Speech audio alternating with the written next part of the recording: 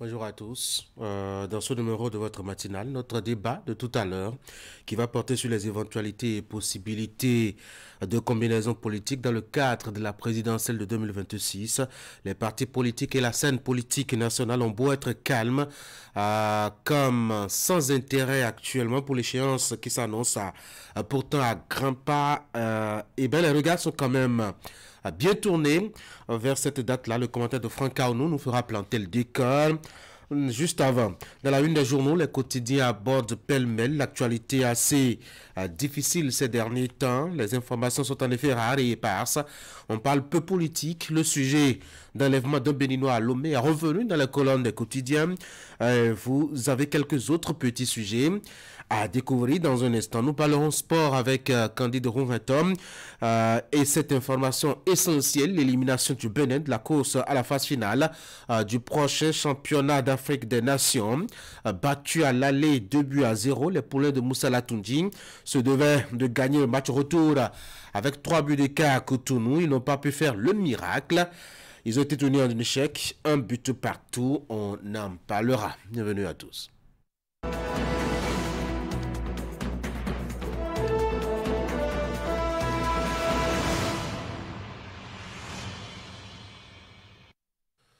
Fraternité pour commencer la une des journaux, 7e exposition internationale d'importation de la Chine, le Made in Benin à l'honneur à Shanghai. Ambiance de Toussaint à PK14 de Cotonou, du rituel au spirituel pour honorer la mémoire des défunts. Et puis fête du 1er novembre, les chrétiens de l'aumônerie Sainte-Geneviève de Porto-Novo célèbrent la Toussaint, élimination des guépards locaux par le Togo pour le prochain CHAN, les limites du championnat béninois. Vous avez l'éditorial de Anissé Carlos Oké, le développement à l'épreuve des libertés publiques. Passons maintenant à Visa Info, qualification des guépards locaux au CHAN. Le Bénin n'y arrive toujours pas. Nécessité de marquer une pause et de faire le bilan. Le journal est un peu amer ce matin. Le Soleil Bénin Info présidentielle de 2026. Comment la toile se tisse pour ce joker. Dynamisme Info, séance de prière à connotation politique. La rupture n'a pas pu rompre avec ces pratiques dénoncées par les siens il y a bien quelques années. Libération, visite du directeur Afrique du FMI au Bénin, un satisfecit décerné aux autorités sur les transformations structurelles. Maté libre, invective et propos désobligeants. Quel héritage politique veut laisser Patrice Talon? Et puis le Béninois libéré, économie, les réformes du gouvernement saluées par le FMI. Nous passons à notre quotidien, notamment Nord-Sud quotidien, arrestation illégale de Steve Amoussou. Le Togo s'aligne sur la décision de la criette. Le leader du jour, lancement officiel du livre Ma foi, ma richesse. Angélique Mireille Azoro Todé prône la restauration et la valorisation de la spiritualité au Bénin. Le Télégramme demande de liberté provisoire pour Olivier Boucor et Osvaldo Meki. Après le rejet, leurs avocats vont saisir la Cour suprême. Vous avez le quotidien L'Observateur. Guinée, Doumbouya, désormais, général de l'armée, nous propose donc ce matin le quotidien L'Observateur. Bénin intelligent, échange entre Sélassié du FMI et Patrice Talon. L'économie béninoise se porte bien à printemps. Décryptage info pour cette information concernant Cotonou. Les émigrants exhortés au respect des normes fiscales. Nous apprend donc le quotidien ce matin. Nous passons maintenant à le matinal. Olusegun Obasanjo, ancien président nigérien, la démocratie occidentale a échoué. Nous apprenons donc du haut de ses expériences, l'homme qui a dirigé par 3 fois le Nigeria. Il invite son pays à se tourner vers sa culture et son histoire. L'ancien général de l'armée nigérienne, donc, a passé au crible de son analyse ce qu'il reste de la démocratie occidentale. Le potentiel, réunion des anciens conseillers communaux de Boyko, Atrupo exhorte à soutenir la réforme du système partisan. Diakpata présidentielle de 2026, pourquoi ce calme plat? Le journal s'interroge. Le quotidien Nokoué a fait tentative de coup d'État, nécessaire réserve des jeunes politiciens, un conseil avisé du journal. Le routier qualification Chan, les guépards du Bénin échouent face aux éperviers du Togo, une nouvelle déculottée pour Moussa Latouni. Et puis l'événement précis procède des auteurs du kidnapping et des procédures judiciaires en cours. Le Togo satisfait du Bénin sur la suite du dossier Frère Rouvi. Voici Fraternité pour la deuxième fois chez vous ce matin. Deuxième exposition internationale d'importation de la Chine. Le Made in Benin à l'honneur à Shanghai, c'est en Chine. Et puis ambiance de Toussaint à PK14 de Cotonou. Du rituel au spirituel pour honorer les mémoires, la mémoire des défunts. Fête du 1er novembre. Les chrétiens de l'aumônerie Sainte-Geneviève de Porto-Novo célèbrent la Toussaint. Les titres... En attendant donc l'éditorial, élimination des guépards locaux par le Togo pour le prochain Chan, les limites du championnat béninois. L'éditorial signé Anissé Carlos Souquet, le développement à l'épreuve des libertés publiques. Voilà donc ce qu'on peut retenir la une des quotidiens parvenus à Canal 3 Bénin ce matin dans les colonnes de Fraternité. Vous avez justement... le compte rendu des différentes journées spéciales célébrées, en tout cas par la communauté chrétienne sur l'ensemble de la planète, dois-je dire. D'abord déjà la fête de Toussaint et ce bel hommage rendu aux saints et aux défunts à Dassa, fraternité qui vous fait le point, notamment donc dans les collines de ces deux rendez-vous nationaux. Et puis qui vous rapporte aussi cette publication qui vous rapporte aussi l'ambiance de Toussaint, notamment à PK14 de Cotonou. PK14 c'est le cimetière juste à la sortie de la ville, à côté ouest du rituel au spirituel pour honorer la mémoire des défunts. Nous apprenons donc le quotidien qui est descendu par là-bas, faire le constat le vendredi et le samedi. L'actualité sur le continent, c'est à la page 9 avec déjà la fête du Sud où on parle d'arrestation de plus de 500 mineurs clandestins privés d'eau et de nourriture. Que s'est-il passé? Le journal vous en rend compte. À Dakar, les femmes marchent pour le climat. C'est assez spécial, pendant que justement la politique bouillonne là-bas, le Sénégal s'apprête justement à aller voter pour les législatives anticipées du 17 prochain.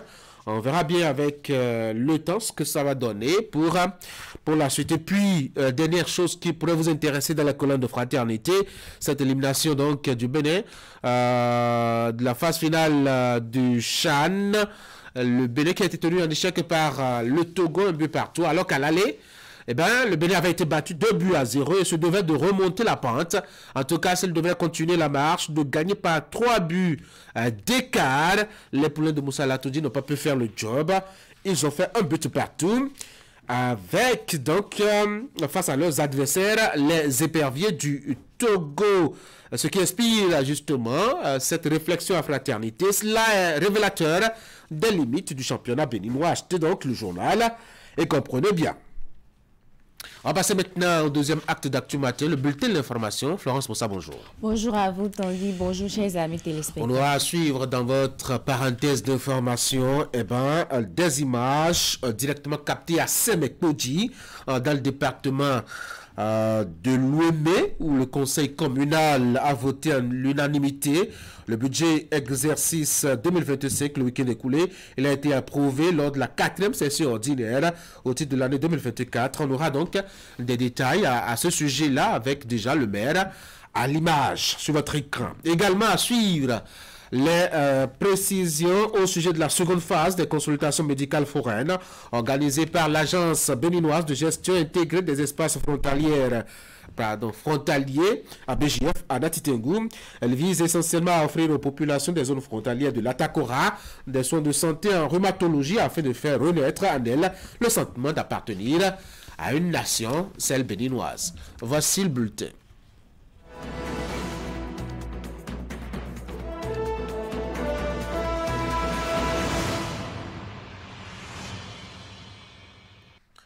Les candidats aux élections présidentielles sont en opération de propagande sur le terrain et à quelques heures des élections américaines. Là, nous allons directement aux États-Unis.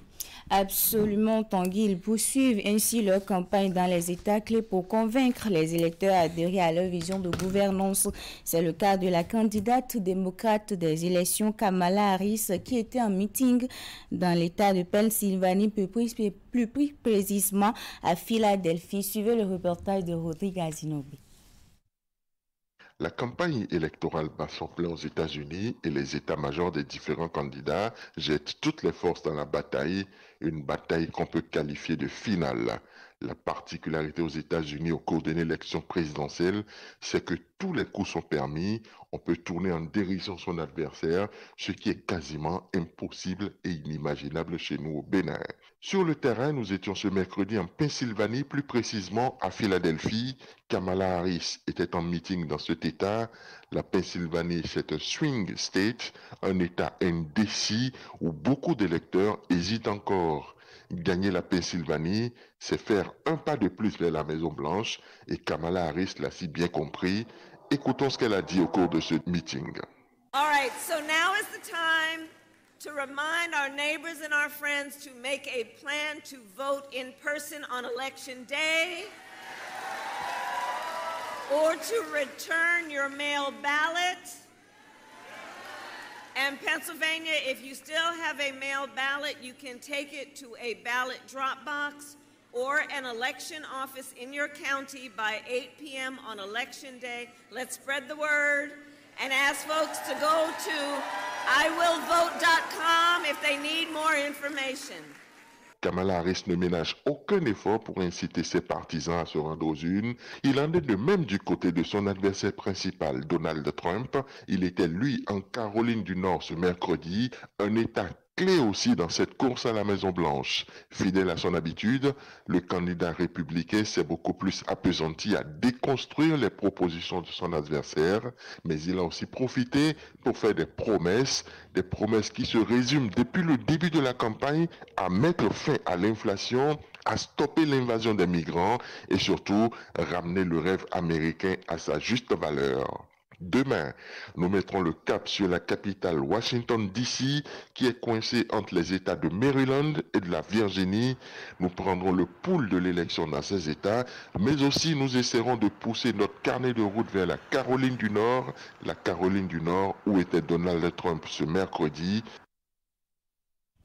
Et puis les électeurs américains également se préparent activement pour l'élection du successeur de Joe Biden prévue pour le mardi prochain, donc demain. Mais ce dernier en fin de mandat semble avoir quelques déçus et certains électeurs de par la morosité économique à laquelle ils ont dû faire face pendant les 4 dernières années. Suivez ici un extrait d'un électeur qui livre ses impressions au micro de Rodrigue Azinobi.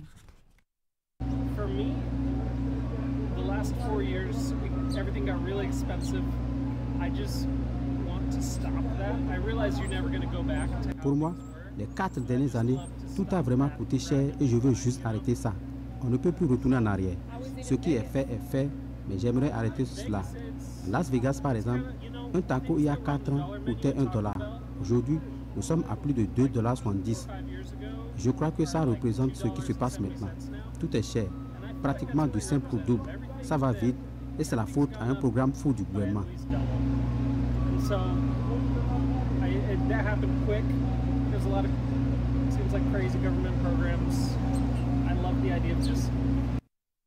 Dans un autre registre, à présent, la commune de Semepodi, dirigée par le maire Jonas Benameto, a adopté son budget exercice 2025. Il a été approuvé par le conseil communal lors de la 4e session ordinaire au titre de l'année 2024. Suivez ici le maire Jonas Benameto.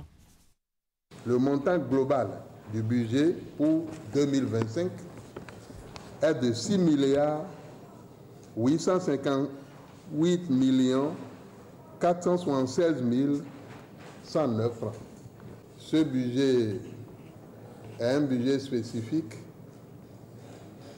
parce qu'il est tributaire de tous les errements dont nous avons été victimes, surtout en matière de dépenses d'investissement. Malgré toutes les péripéties, malgré les austérités du moment, vous constaterez avec plaisir que les ressources propres projetées pour 2025 connaîtront une augmentation d'environ 7,15%. C'est le lieu, une fois encore, de solliciter votre vigilance et votre endurance pour que la commune de Sémékodi, courant l'année 2025, puisse nous étonner et étonner nos populations. Des dispositions hardies sont en train d'être prises pour que le déblocage tant attendu arrive et soit effectif. Ce déblocage, ce sont les dépenses d'investissement qui ont jusque-là piétiné ou été piétinés ou piétinent parce que l'appareil de dépense a été inopérant. Nous l'avons dit, nous le répétons, mais nous souhaitons que tout cela soit conjugué au passé en 2025. On reste toujours dans le département de Lomé, cette fois-ci en image avec la 4e session ordinaire au cours de l'année à la mairie de Dango. Il s'agit de faire le bilan des activités menées au cours de cette année et faire des projections pour l'année prochaine. Vous aurez plus de précisions dans nos prochaines éditions. Et pour finir, après Banikwara le 29 octobre 2024, ce sont les populations de Nati Tengu et ses environs qui ont bénéficié ce 1er novembre 2024 de la seconde phase des consultations médicales foraines initiées conjointement par l'Agence béninoise de gestion intégrée des espaces frontaliers et la Société béninoise de rhumatologie. Cette deuxième phase de la 11e édition des consultations médicales foraines a pour but d'offrir aux populations de cette zone frontalière des soins de santé non rhumatologie afin de faire renaître en elles le sentiment d'appartenir à une nation. Alassane Aouna. Démarré le 29 octobre 2024 par l'étape de Banikwara, la deuxième phase de la 11e édition des consultations médicales foraines, initiée par l'Agence béninoise de gestion intégrée des espaces frontaliers ABJF, en collaboration avec la Société béninoise de rhumatologie Sober dans le cadre de la Journée nationale de rhumatologie, a posé ses valises à Nati Tengu. Ici, tout comme à Banikwara, les personnes souffrant d'affections rhumatologiques préalablement sélectionnées par des relais communautaires vont bénéficier d'une prise en charge sanitaire gratuite. Les populations de la périphérie, que sont les zones frontalières, manquent véritablement d'agents de santé pour améliorer leurs conditions, leur santé. C'est pour cela que l'ABJF, qui s'appuie sur cette politique, sur son programme, fait en sorte que les médecins vont en contact, vont vers les populations pour que ces populations puissent avoir le sentiment d'appartenance à la nation et puissent connaître l'utilité et la présence de l'État à leur côté. Les présentes opérations font suite à celles organisées en août 2024 par l'ABJF et la SOBEMI dans le cadre de la Journée nationale des frontières avec plus de 4000 personnes impactées dans les communes de Nati Tengu et de Banikwara. La SOBER, dans ses différentes missions, s'est donné comme mission, entre autres, d'organiser périodiquement des consultations médicales foraines au sein de nos populations afin de pouvoir les aider à prendre en charge leurs maladies à moindre coût, pour ne pas dire gratuitement. C'est le lieu de remercier la SOBER qui n'a ménagé aucun effort pour mettre à disposition des populations près de 12 rhumatologues, tant du secteur public que du secteur privé, sur les 15 que compte le Bénin. Devant les médecins spécialistes des affections de l'appareil locomoteur, chaque patient a bénéficié d'une prise en charge sanitaire intégrale. Un geste louable de l'ABJF, salué à juste titre par les bénéficiaires. On nous a pris de Boukoumbe pour amener à Nati. Ils nous ont consulté, nous donner des produits gratuitement. Des produits chers qu'on a achetés à 20 000, 15 000, 30 000 par là. Et aujourd'hui, on nous donne ça gratuitement. Vraiment, je suis très contente. Ils m'ont consulté gratuitement et ils m'ont donné aussi les produits que je vais prendre pour pouvoir trouver satisfaction. Les présentes consultations foraines prennent fin dès décembre 2024 à Banikwara. Au cours de cette troisième et ultime phase de l'édition 11 des consultations médicales gratuites, seules les chirurgies ophtalmologiques seront prises en charge et ce gratuitement. Tanguy, c'est la fin de cette session d'information. Merci à vous d'avoir présenté. Je vous souhaite de passer une très bonne journée. Merci. Mesdames et messieurs, voici le bulletin des informations sportives.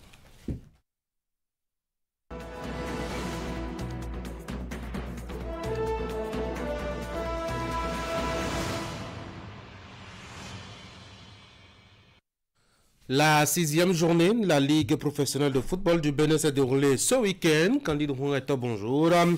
L'USS Craqué continue avec sa série d'invincibilité pendant ce temps-là. Buffle FC, nous sommes là dans le nord du Bénin, enchaîne avec une nouvelle victoire. Oui, une nouvelle victoire pour le club du Septentrion. On va d'abord commencer par la poule A, où bien entendu, Abeille FC s'est incliné devant Dynamo FC et Dabomey sur un score d'un but contre 2. Score nul et vierge entre Dynamique FC et Boa FC, bien entendu. Buffle du Borgou, vous l'avez tantôt martelé, enchaîne avec une nouvelle victoire, 1-0 face à Real Sport Audio. S'est incliné devant Panthère, 1 but contre 2. 1-0 pour la victoire de l'AS Tiakouné devant Beki FC. Les Cavaliers de Niki se sont imposés par un score d'1-0 à l'AS Tonnerre. Puis Dynamo de Parakou s'est incliné devant Dadia FC qui maintient à lui seul la tête de la poule. On va revenir sur le classement, mais d'abord, Espoir FC de Savalou s'est imposé à Damissa FC par un score de 2-0. Dans la poule B, cette fois-ci, l'association sportive de la vallée de l'Ouémé s'est imposée à l'équipe des requins de l'Atlantique par un score de 2-0, 3-1 pour la victoire de l'AS Police devant Avran Omnisport, 1-0 pour la victoire de la jeunesse athlétique de Kétou devant l'association sportive de Cotonou. L'USS Craqué enchaîne avec un nouveau nul, 0 but partout devant la jeunesse sportive de Paubert et ainsi continue sur sa série d'invincibilité. 0 défaite depuis le début de la saison après 6 journées donc pour l'USS Craqué. Adidia FC s'est incliné devant Aïma FC sur un score de 0 but contre 1, 3-1 pour la victoire de Aziza FC devant Sita Tunga. 0 but partout entre Dragon FC et Étoile Filante. Puis l'AS Soubemap s'incline devant la jeunesse sportive de Ouida sur un score de 0 but contre 1. À l'issue de cette 6e journée de la Ligue professionnelle de football du Bénin, le classement dans les différentes poules se présente comme suit. Sinon le 9, le top 9 dans les différentes poules se présente comme suit. Dans la poule A, Dadia FC est leader avec 13 points au compteur, un goal différentiel de plus 5. Le club d'Aplaroué est suivi de Dynamo FC et d'Abomey qui est deuxième avec 12 points plus 4. 12 points également au compteur pour Espoir FC de Savalou qui vient en 3e position avec un goal différentiel de plus 3. Les Cavaliers de Niki viennent en 4e position de ce top 9 avec 11 points au compteur, un goal différentiel de plus 2. Banigansé est 5e avec 10 points, un goal différentiel de plus 2. Panthère FC est 6e avec 10 points, un goal différentiel de plus 2. Buffle du Borgou est 7e avec 9 points au compteur, un goal différentiel de plus 1. Audio FC de Comé 8e avec 8 points au compteur, 8 points également au compteur pour l'AS Tiakouné qui vient en 9e position de ce top 9, bien entendu dans la poule A. Dans la poule B cette fois-ci, l'AS Soubemap est leader avec 13 points au compteur et un goal différentiel de plus 5. Dragon FC de Lemay est 2e avec 12 points au compteur, un goal différentiel de plus 3. L'USS Craqué est 3e au classement avec 11 points également au compteur pour l'AS Police qui vient en 4e position. La jeunesse sportive de Paubert est 5e avec 10 points au compteur. Aïma FC vient en 11e position avec le même nombre de points au compteur. 10 points également au compteur pour la jeunesse sportive de Ouida qui vient en 7e position. L'AS Cotonou est 8e avec 7 points au compteur. Et puis Aziza FC est 9e dans cette poule B. On va continuer avec cette fois-ci les plus jeunes. On connaît déjà cette issue donc, de la 16e journée du championnat professionnel. Cette fois-ci, on connaît déjà la date à laquelle, en tout cas celui des moins de 15 ans, va démarrer. Oui, selon le calendrier du championnat national de football des moins de 15 ans, saison 2024-2025, dévoilé à travers un communiqué de la Fédération béninoise de football. Le coup d'envoi du championnat des moins de 15 ans est prévu pour le 23 novembre prochain. Il faut dire que la période d'inscription qui est ouverte depuis le 25 octobre dernier va se refermer le 15 novembre, soit à 8 jours du démarrage de la phase départementale qui se tient du 23 novembre 2024 au 30 mai 2025. À l'issue de la phase départementale, on va assister à l'étape de la phase nationale dite phase des play-offs qui va se dérouler du 15 au 22 juin 2025. Peut-on lire sur ce communiqué que les clubs ou centres de formation sportive qui veulent prendre part à ce championnat doivent s'acquitter de leurs obligations vis-à-vis de la Fédération béninoise de football, notamment les cotisations annuelles et la police d'assurance pour tous les joueurs avant de s'engager dans cette échéance, bien entendu, le championnat national de football des moins de 15 ans. Vous allez vous inscrire? Pas encore. Pas d'accord. Vous avez au-delà de 15 ans. Évidemment.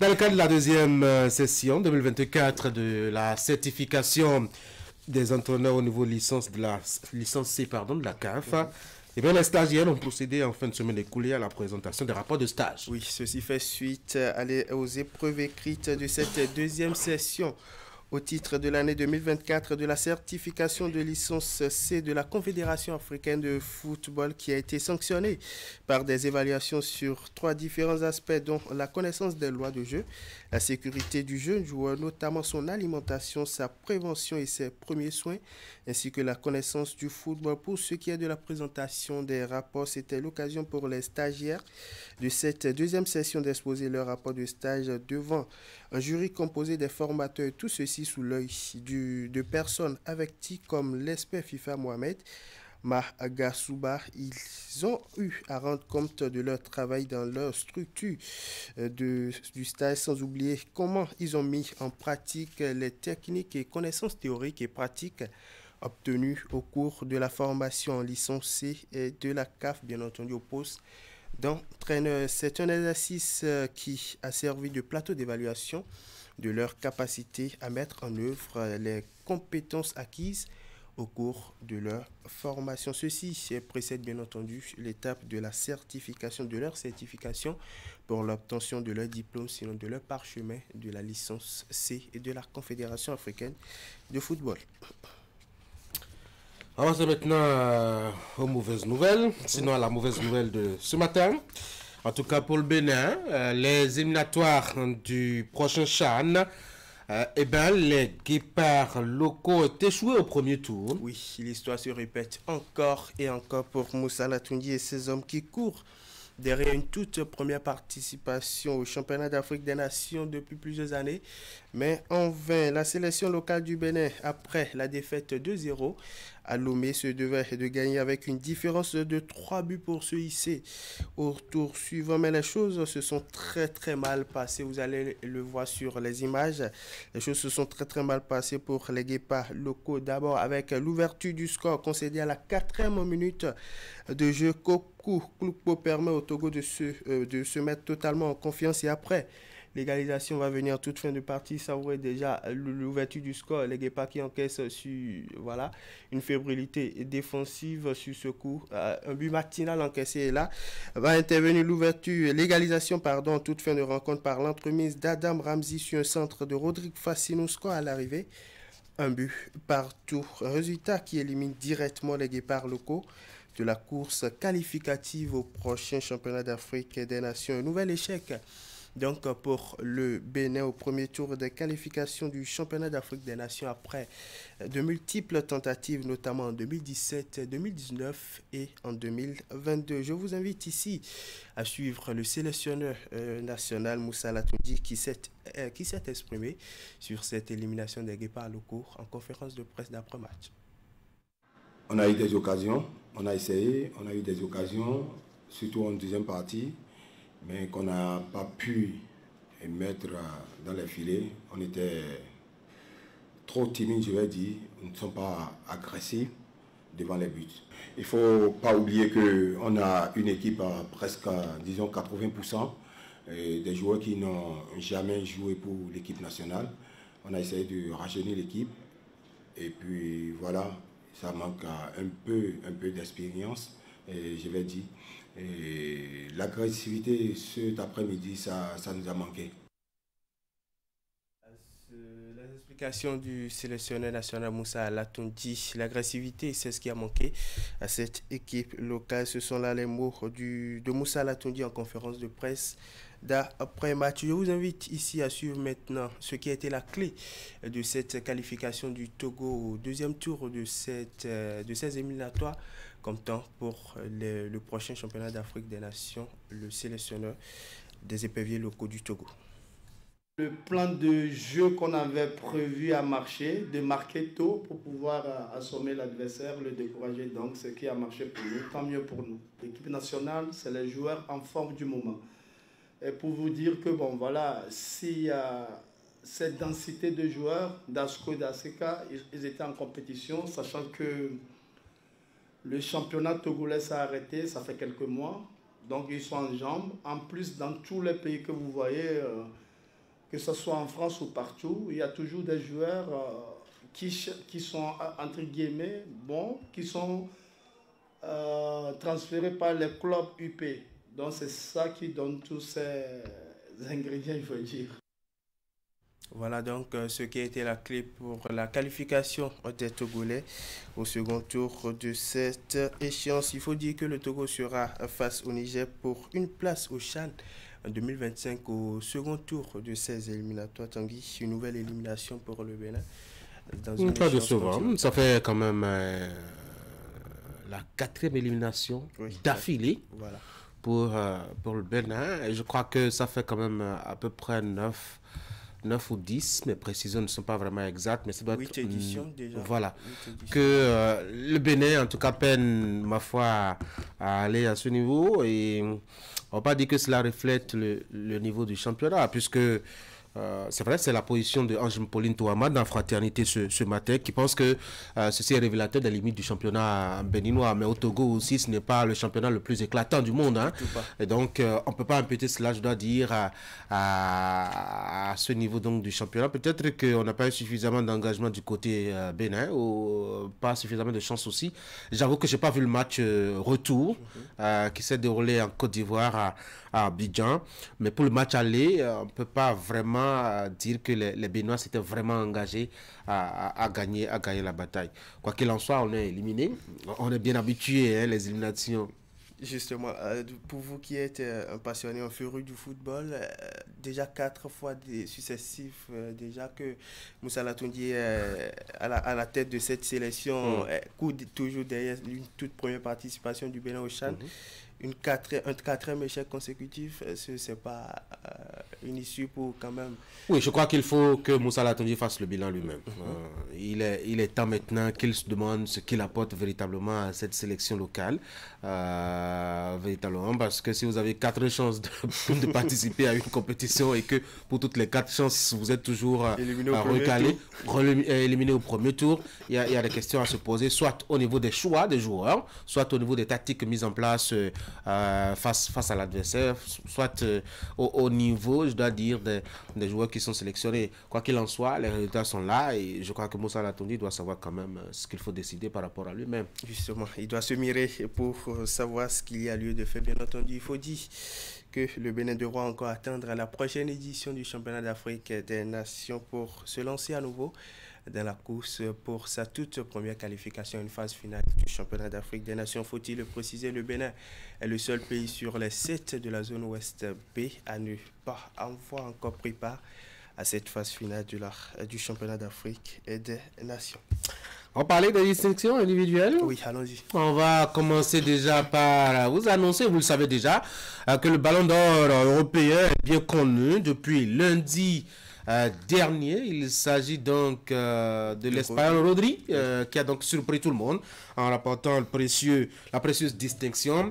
Alors, on va venir sur le continent. On n'a pas encore organisé, en tout cas pour l'édition 2024, cette cérémonie-là. Mais la date est déjà connue. Oui, le 16 décembre prochain. Retenez bien cette date car c'est le 16 décembre 2024 pour ne pas dire qu'on connaîtra l'heureux lauréat du Ballon d'Or africain, pour ne pas dire le meilleur joueur africain de l'année 2024, ou encore, si vous le voulez, le successeur de Victor Osimhen. Dans cette course à la succession de l'attaquant nigérien, ils sont nombreux, mais dans le top 10 dévoilé par la Confédération africaine de football, la course semble être ouverte. D'abord, il faut souligner que Victor Osimhen ne figure pas dans ce top 10, sinon des 10 favoris de ce prix désormais nommé prix du meilleur joueur africain. En 10e position, nous avons le capitaine nigérien de 31 ans, William Troost Ekong, lui qui a joué en Angleterre, aux Pays-Bas, en passant par la Belgique, la Norvège, la Turquie ou encore l'Italie. Champion de Grèce avec le PAOK, le solide défenseur central a réalisé une saison de haute facture. Par ailleurs, il compte à son actif 71 sélections avec les Super Eagles du Nigeria. Parmi le top 10 favoris, on a également Simon Adingra, l'une des pièces maîtresses, sinon l'un des grands artistes du sacre de la Côte d'Ivoire, la précédente édition de la Coupe d'Afrique des Nations. Le joueur de 22 ans est vu aujourd'hui comme l'une des pépites de Brighton. 31 matchs, 6 buts inscrits, une passe décisive et vainqueur de la Coupe d'Afrique des Nations 2023. L'international burkinabé Edmond Tapsoba, lui aussi, est présent parmi les 10 sérieux concurrents. 46 matchs disputés, 3 buts inscrits, une passe décisive, 3 trophées dans la Bundesliga, la Coupe d'Allemagne et la Super Coupe d'Allemagne. Lui aussi compte près de 200 matchs officiels avec le Bayer Leverkusen, avec à la clé un titre de champion d'Allemagne. Le défenseur central de 25 ans est l'un des piliers de l'équipe nationale du Burkina Faso, avec laquelle il détient près de 50 sélections aujourd'hui. Parlons maintenant des deux en tête de liste. D'abord, Serhou Guirassy, 30 matchs, 30 buts, 3 passes décisives et vice-champion de Bundesliga. Arrivé à Stuttgart l'été dernier, l'attaquant guinéen a fait parler de lui en Bundesliga. Il a été l'un des grands artistes de la belle saison du VfB Stuttgart, deuxième au classement de la Bundesliga en 2023, au cours de la saison 2023-2024 avec la sélection nationale. Il est arrivé en quart de finale de la CAN Côte d'Ivoire 2023. Ademola Lookman, lui qui vient en tête du sondage, bien entendu, ne cesse de démontrer son ascension fulgurante depuis 2022. 45 matchs disputés, 17 buts inscrits, 10 passes décisives et le titre de la Ligue Europa 2024. Auteur de 13 buts lors de la saison dernière en Série A, il a terminé finaliste malheureux de la CAN face à la Côte d'Ivoire en 2024, bien entendu, de la CAN Côte d'Ivoire 2023 qui s'est déroulée en début de cette année 2024. Le 22 mai dernier, l'Atlanta qui était face au Bayer Leverkusen est vaincu depuis un an en finale de la Ligue Europa. Mais lui, Ademola Lookman, bien entendu, va en décider autrement. L'ailier nigérian a claqué un triplé exceptionnel pour mettre à terre le monstre de la saison 2023-2024 de la Bundesliga, tout en offrant à l'Atlanta son premier titre européen. Pour le trophée du meilleur jeune joueur africain de l'année, les 10 nominés sont entre autres, sinon les 10 favoris, sont entre autres Carlos Baleba du Cameroun, Karim Konaté ou Madi Akité de la Côte d'Ivoire, puis Lamine Camara du Sénégal. Pour le prix du meilleur joueur interclub de l'année, on a entre autres Ronwen Williams de l'Afrique du Sud qui évolue du côté de Mamelodi Sundowns, bien entendu, ou Sama Benbot de l'Algérie qui évolue du côté de l'USM Alger, Issoufou Dayo du Burkina Faso qui évolue du côté de la Renaissance sportive de Berkane, Abdulaziz Issa du Ghana qui évolue du côté de Dream FC du Ghana et Yacine Meria qui évolue du côté de l'Espérance sportive de Tunis. Au poste, sinon, pour le prix du meilleur gardien de l'année, on a parmi les nominés, bien entendu, Ronwen Williams de l'Afrique du Sud, André Onana de Manchester United, Yaya Fofana de la Côte d'Ivoire, Digui Diarra, bien entendu, du Mali, Stanley Nwabali du Nigeria, Lionel Mpassi de la République démocratique du Congo, pour ne citer que cela. Pour ce qui est du prix du meilleur entraîneur de l'année, on a Hugo Bruce de l'Afrique du Sud, Pedro Gonçalves de l'Angola, Brahma Traoré du Burkina Faso, MS Faye de la Côte d'Ivoire, Marcel Collet de Al Ahly, José Gomez du Zamalek, Chikino Kondé du Mozambique, Sébastien Desarbres de la République démocratique du Congo, Florent Ibeng Dal Hilal, Kouassi Apia du Soudan. Bien entendu, ce sont là les 10 favoris pour le prix du meilleur entraîneur de l'année. Meilleur club africain de l'année, on a entre autres Mamelodi Sundowns, Petro Atlético de l'Angola, Al-Ahly d'Égypte, Zamalek d'Égypte, Dream FC du Ghana, la Renaissance sportive de Berkane, le tout-puissant Mazembe de la République démocratique du Congo. Meilleure sélection nationale, nous avons l'Afrique du Sud, l'Angola, le Burkina Faso, la Côte d'Ivoire, le Maroc, le Mozambique, le Nigeria, l'Ouganda, le Soudan et la République démocratique du Congo. Ce sont là, bien entendu, les 10 favoris pour le prix de la meilleure sélection nationale de l'année 2024. Tanguy. Quel est votre cœur favori pour le Ballon d'Or? Cœur favori pour le Ballon d'Or, moi je pense beaucoup plus que la course elle est très serrée entre Ademola Lookman et Serhou Guirassy, l'attaquant. Sinon, le joueur guinéen, entre autres, pas mal de prouesses, est allé passer différents joueurs pour ce qui est de la saison écoulée. Mais après, je pense beaucoup plus que je vais plus pencher pour Ademola Lookman, lui qui a été auteur d'une saison fulgurante, plus de 40 matchs disputés, pas mal de buts flanqués.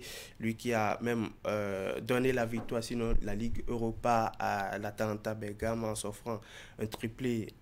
Pas mal, un triplé en finale de la Ligue Europa face à un Bayer Leverkusen qui est invaincu durant toute la saison et qui a décidé autrement du club, sinon du destin du champion de la Bundesliga saison 2023-2024. Je pense beaucoup plus que je vais pencher pour Ademola Lookman, l'attaquant nigérien qui fait partie, qui est le seul joueur africain qui a figuré parmi les top 10 du Ballon d'Or européen 2024 cette saison. Je pense beaucoup plus qu'il le mérite. Et lui qui a même terminé sur le podium, si on peut le dire ainsi, du Ballon d'Or africain la saison écoulée. Ballon d'Or remporté bien entendu par son coéquipier en sélection nationale, Victor Osimhen. Ouais, mais c'est vrai que ces genres de distinctions ne font pas justice à tous ceux qui évoluent sur le terrain, parce que le football c'est quand même un jeu collectif. Oui. Moi je suis un peu peiné qu'on ne voit que ceux qui mettent les buts, alors qu'il y en a qui évitent que les équipes plombent. Et notamment les défenseurs centraux surtout. Les gardiens aussi. Les gardiens surtout aussi. Moi, je veux penser au gardien Bonou, même s'il n'est pas dans le top 10 du départ. Je veux penser à ces défenseurs centraux-là. Ekong, qui est quand même le coéquipier en sélection de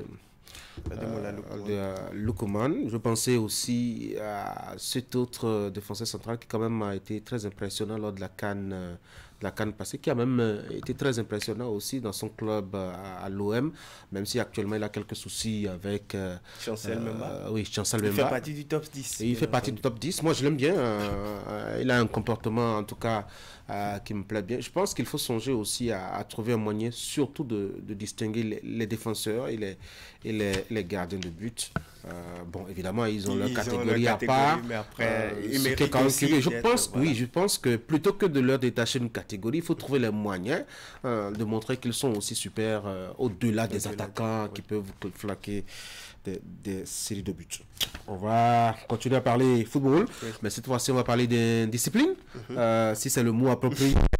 L'une des légendes du Real Madrid qui est retournée à ses premières amours, Marcelo Vieira, a été viré par son club d'enfance, le Fluminense. Oui, la nouvelle est tombée telle une traînée de poudre et a fait le tour de la toile sportive il y a quelques jours. Le joueur de 36 ans qui a décidé de poursuivre sa carrière au sein de son club d'enfance a vu son contrat être résilié 2 mois plus tôt après une altercation avec son entraîneur. Mano Menezes samedi dernier sur la ligne de touche, alors que Menezes s'apprêtait à faire entrer le défenseur brésilien dans les dernières minutes du match de Fluminense contre Grêmio. Marcelo Vieira a semblé défier les instructions de son entraîneur, ce qui a conduit son coach à interrompre son remplacement. Dans la foulée, l'ancien capitaine du Real Madrid a vu son contrat être résilié, faisant de lui désormais un joueur libre de tout contrat. Le communiqué du club après sa résiliation se présente comme suit, sinon dit ceci, bien entendu. Fluminense et Marcelo Vieira, bien entendu, annoncent la fin du contrat dans un accord mutuel entre les deux parties formées. Dans la catégorie de base, Marcelo est revenu à Fluminense en 2023 après avoir participé à la conquête des titres du championnat Carioca 2023 3 des titres inédits de la Conmebol Libertadores 2023 et Recopa de 2024. Les liens institutionnels et affectueux entre Fluminense et Marcelo sont toujours maintenus. Le nom de l'athlète a même récemment été immortalisé dans ce stade du centre d'entraînement de Zirem. Le Fluminense remercie Marcelo et continuera comme toujours à encourager son succès dans tous les défis. Tanguy, je suppose que vous avez suivi également cette actualité. Oui, une légende du football. C'est quand même bizarre que du haut de son expérience, il ait ce genre de comportement. Bon, encore qu'il ne faut pas juger parce qu'on ne sait pas encore ce qu'il a pu se dire entre les deux. Mais quoi qu'il en soit, il me semble que quand on est joueur, on suit les instructions de son sélectionneur, de son coach, et on les applique tranquillement, quitte à avoir peut-être les résultats qu'il doit assumer, le coach, à lui tout seul. Que de s'opposer, reste un peu un acte d'indiscipline, faut-il le reconnaître ouvertement, même s'il y a une belle carrière quand même de l'homme et une grandeur professionnelle qu'on lui connaît.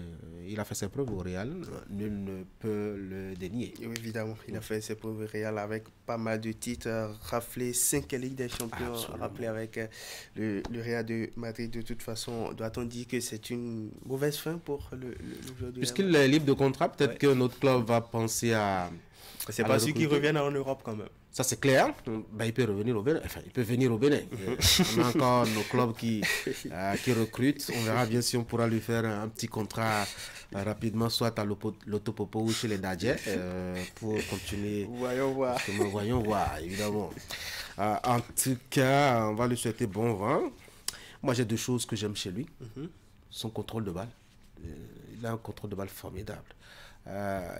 Comme si c'était tellement aisé de contrôler un ballon. Et puis, deuxième élément, c'est quand il centre. C'est quand il centre, évidemment. Il sait là où il veut déposer le ballon, il dépose exactement là où il a envie de déposer le ballon. On va parler maintenant de football féminin. Oui. C'est bien cela, hein, des moins de 17 ans. Le vainqueur de la 8e édition de la Coupe de cette catégorie-là, Coupe du Monde de cette catégorie, est connu depuis cette nuit.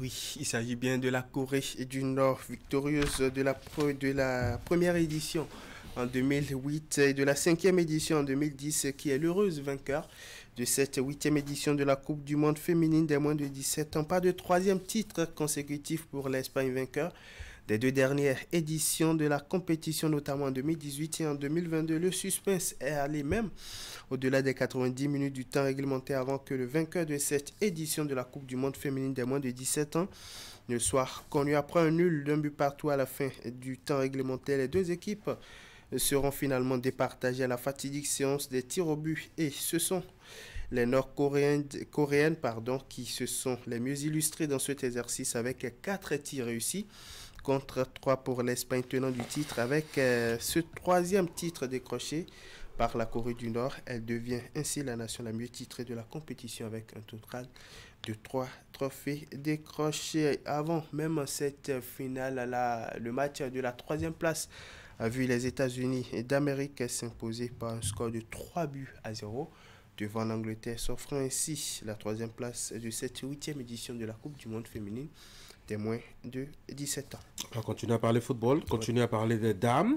Cette fois-ci, on va s'intéresser à celles qui sont amputées. On est toujours dans le chapitre Coupe du Monde de football, donc, et puis cette catégorie donc de compétition se lance. Ce lundi, ce sera en Colombie. Oui, ce sera en Colombie avec à la clé 4 différentes rencontres à suivre. D'abord, on va rappeler la composition des différentes groupes de cette toute première édition de la Coupe du Monde féminine de football pour les personnes amputées. Dans le groupe A, on retrouve la Colombie, pays hôte, le Brésil, la Pologne et puis le Cameroun, l'un des représentants du continent africain à cette toute première édition de la Coupe du Monde féminine de football amputé. Dans le groupe B, on retrouve le Pérou, le Haïti, l'Angleterre et puis le Kenya, l'un des 3 représentants du continent africain à cette échéance. Dans le groupe C, on retrouve l'Équateur, les États-Unis d'Amérique, l'Ukraine et puis le Nigeria, 3e représentant de l'Afrique. La première journée s'ouvre ce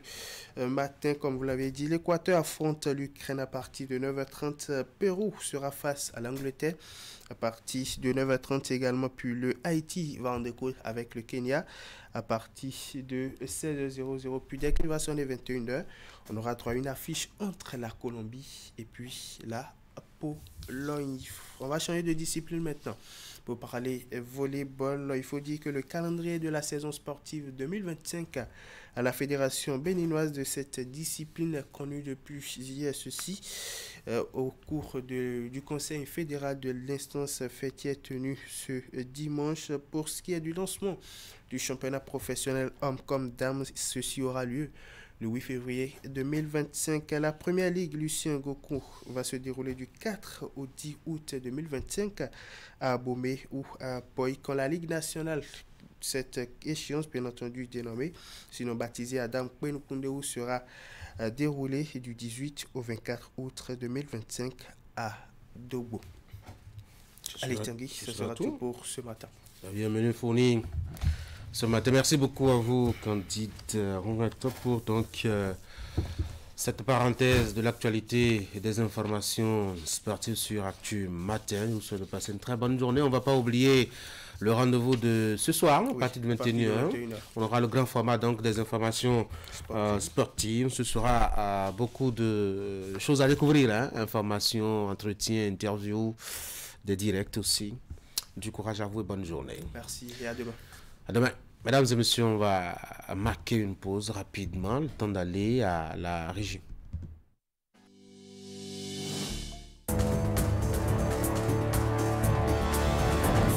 Quelle est la situation à la date d'aujourd'hui au niveau de nos frontières? À date d'aujourd'hui, nous pouvons dire que nos frontières se portent bien. Au niveau de nos frontières, on s'est contenté de défendre simplement les territoires. Il y a eu des efforts qui ont été faits. Malgré ça, il y a eu quand même des frappes des présumés djihadistes que nous avons enregistrés récemment. En quoi nous sommes responsables? Si chaque Béninois ou chaque ressortissant de ces communes pouvait aller construire une chambre couchée au salon pour que quand on affecte quelqu'un là-bas, il puisse dormir en paix, on n'aurait pas cette situation. Aujourd'hui, au sein de l'opinion africaine, la CEDEAO est très critiquée. Vous savez, j'ai un problème parce que je sais, et nous savons tous, comment la CEDEAO est née. Mais quelles sont les pistes de solution pour un retour à la normale? Dans les deux cas, qu'on reprenne le contact. Ils sont moins abrités de civisme et de patriotisme, ces Béninois. Lorsqu'on regarde globalement, on se rend compte quand même qu'il y a du travail à faire. Le Gaiman est un acteur cybercriminel qui utilise illégalement les nouveaux systèmes informatiques pour soutirer de l'argent aux paisibles citoyens en les escroquant ou en les volant. Une telle activité est une infraction à la loi et est passible de sanctions contre les acteurs et leurs complices, parents, amis, religieux, spiritualistes et charlatans. Ne soyons pas naïfs. Il n'y a pas de réussite sociale sans effort. Pour tout renseignement et assistance contre la cybercriminalité, appelez les numéros 63 09 51 61 ou le 63 09 51 62, le 65 48 78 114 ou écrivez-nous à l'adresse mail ocrc@dgpr.bj.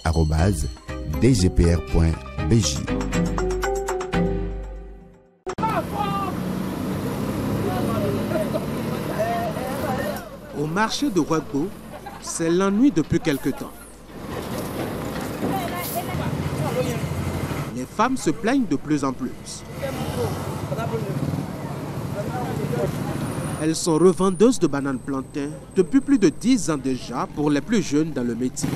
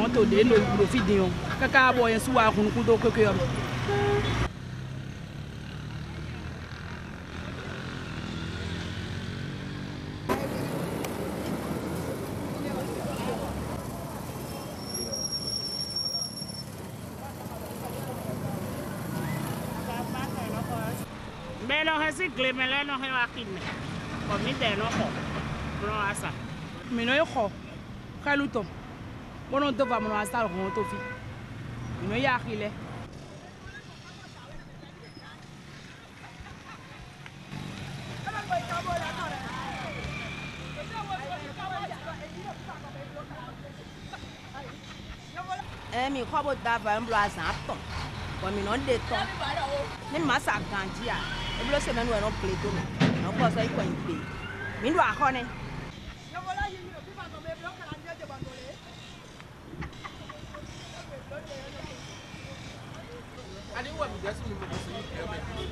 glele de tovia glele de tovia anazan keke ko keke bo ne bia ko na so ale atun ali oto a.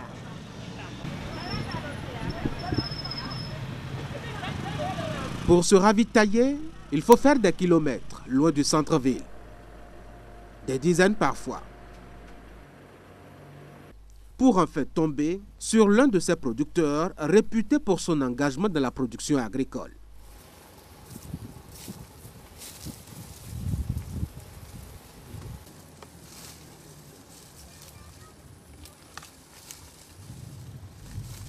Tout le monde connaît Mathias, le cultivateur, des kilomètres à la ronde. Il est dans son champ aujourd'hui, comme d'habitude, où nous le surprenons. Notre jinkule gege, takin timate, kokwe, pastèque, papaye solo, bade, aïkoun. En tout cas, azin jinkule gege nodo.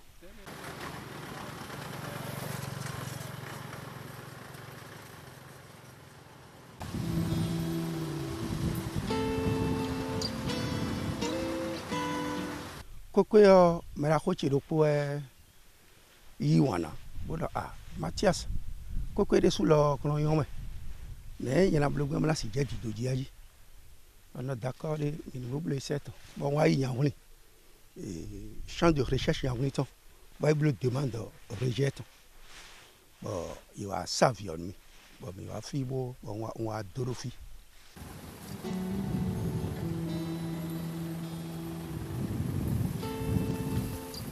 Et dole bon et beaucoup quand les bicouilles de blo 8 mois mon et non les rejetons et des rejetons pour les blo 3 mois mon des goudo et non simbi et non ba ça donc bonne dame les no fi bona xo et qu'on les yi ali to mo les vo ça nous gagne.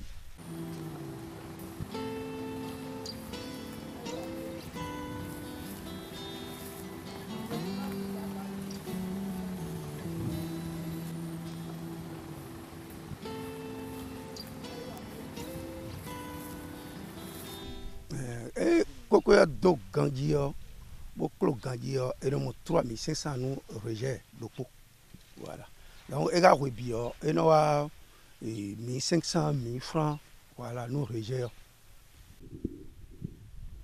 Pour se lancer, Mathias a eu besoin d'un gros capital et surtout d'une terre disponible. Son expérience de producteur de bananes plantain lui fait connaître certains secrets du bout des doigts. Nino mina doko ko eta do po bona hokando kakaka bo eranyo bikui bo mina do milo da sawe e we bio mina prévoir 500 000 mo eta do po voilà zin labu wenu bona kunto bona do fianto me kaka bona be sakraji la bodi do mina prévoir 2 millions mo eta do po.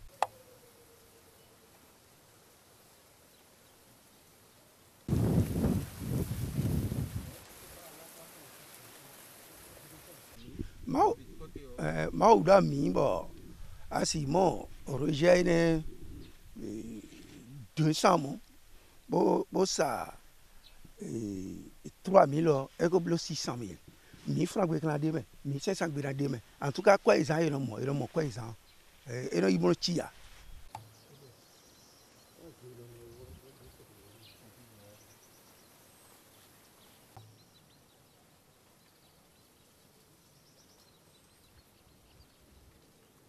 When we meet the way to no branch d'agbewe amo on a do quick point podo becheto ya so me boton me si kete le bo e wa nu ne kwen le yo yin ina do le yi gbon de jin yo bi o ma o do ni jeji ama ida bo no mo pe o me gege tin bo e chi lo iro gudo do e ro mo dai amo egbegbe ni yan le de su de me kwiji le ba we de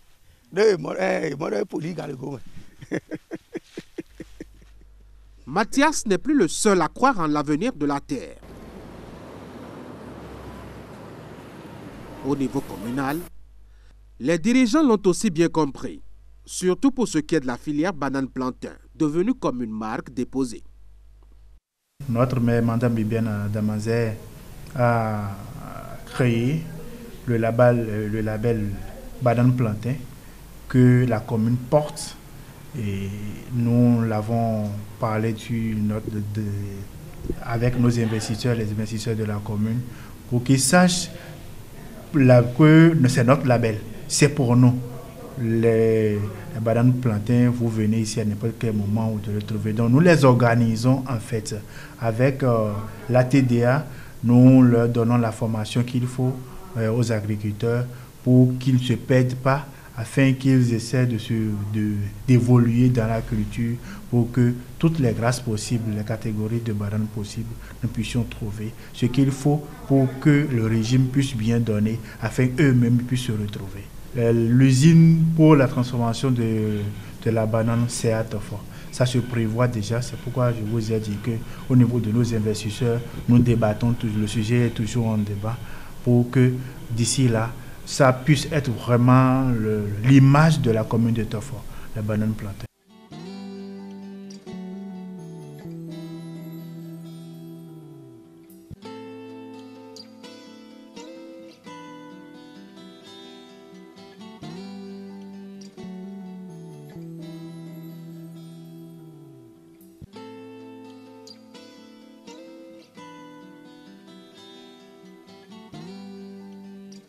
La banane, c'est notre première culture, à part les céréales et autres. C'est la banane, la souche même, c'est la commune de Tofo. Nous sommes le grenier de l'Atlantique et il n'y a pas de contre-saison chez nous. À n'importe quelle période, nous trouvons de la banane, de toutes les variétés. Même s'ils font d'autres, ils essaient de faire au moins en partie la culture des bananes dedans, dans ce qu'ils font. Que ce soit de la pastèque, du maïs, de soja, n'importe comment. Chacun essaie de faire, même si c'est un état ou demi-état, des bananes dedans. Ça peut s'estimer jusqu'à 45%.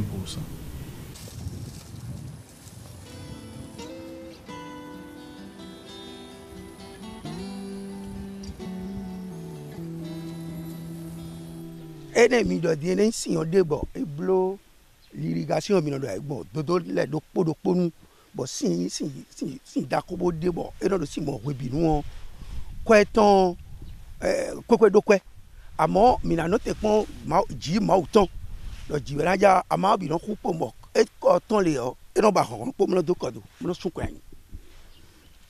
donc si ouais problème kokwe ton taje no te pon ouais si et si mon signe nous bon et ben dire ah et là do Mathias et quoi il dans le mêlé mi en quoi et ni to bonnement fourrage vrai et pour l'approvisionnement de l'eau, la commune fait assez d'efforts à travers les projets de forage et autres, mais le gouvernement a pensé encore à nous dernièrement sur les adductions qui sera installée à Damé et qui va couvrir plus de 3 arrondissements ensemble. Donc la mairie et l'État central, nous courons pour que notre population soit indépendante vraiment vis-à-vis de l'eau. Après ça, je crois qu'ils n'auront qu'à l'utiliser pour leurs différentes plantations.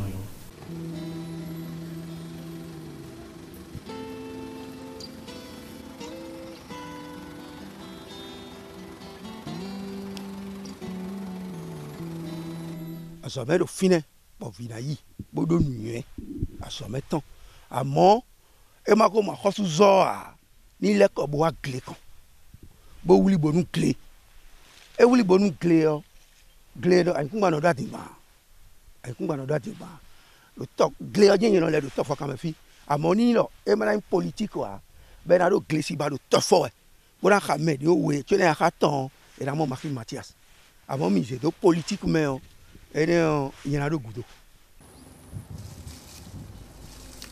La banane plantain reste aujourd'hui une spéculation de premier plan dans la commune.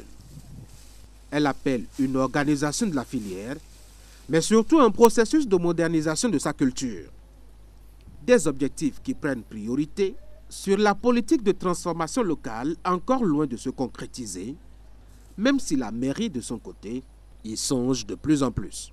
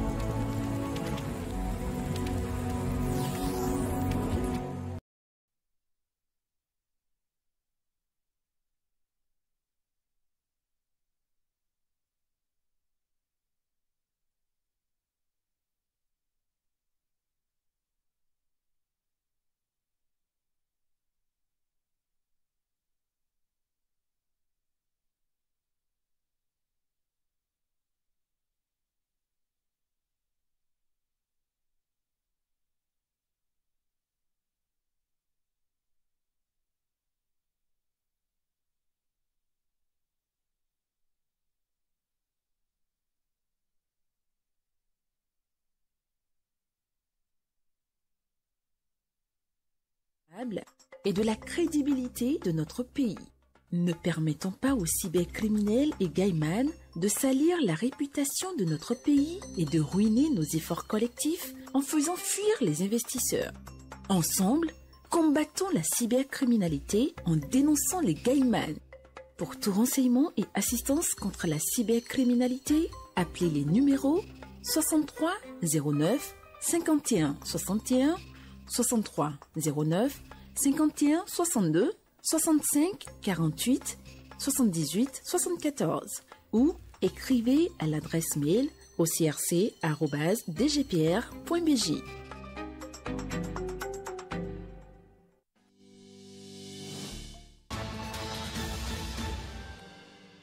Ici, on décrypte, on analyse et on commente tout avec nos invités sous différents formats.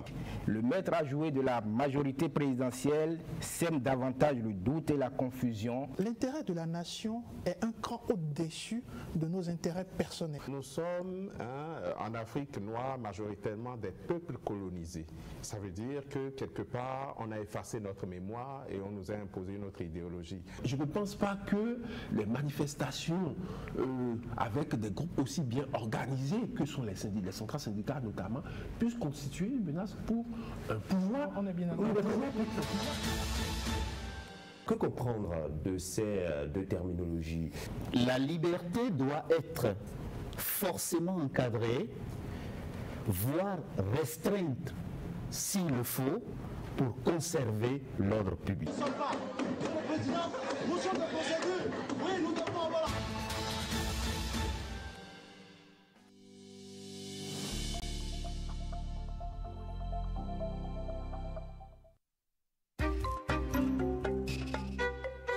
Le Gaiman est un acteur cybercriminel qui utilise illégalement les nouveaux systèmes informatiques pour soutirer de l'argent aux paisibles citoyens en les escroquant ou en les volant. Une telle activité est une infraction à la loi et est passible de sanctions contre les acteurs et leurs complices, parents, amis, religieux, spiritualistes et charlatans. Ne soyons pas naïfs. Il n'y a pas de réussite sociale sans effort. Pour tout renseignement et assistance contre la cybercriminalité, appelez les numéros 63 09 51 61 ou le 63 09 51 62, le 65 48 78 114 ou écrivez-nous à l'adresse mail ocrc@dgpr.bj.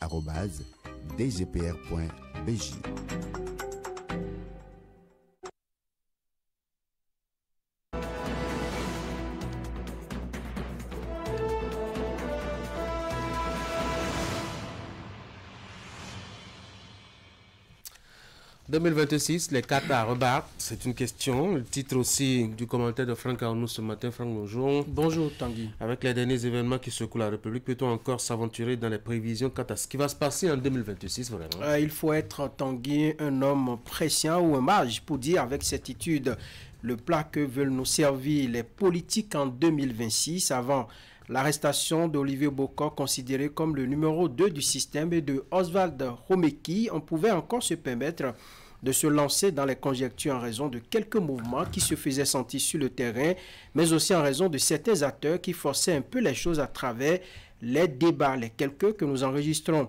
Mais cette affaire est venue comme pour couper les herbes sous les pieds de tous les acteurs politiques.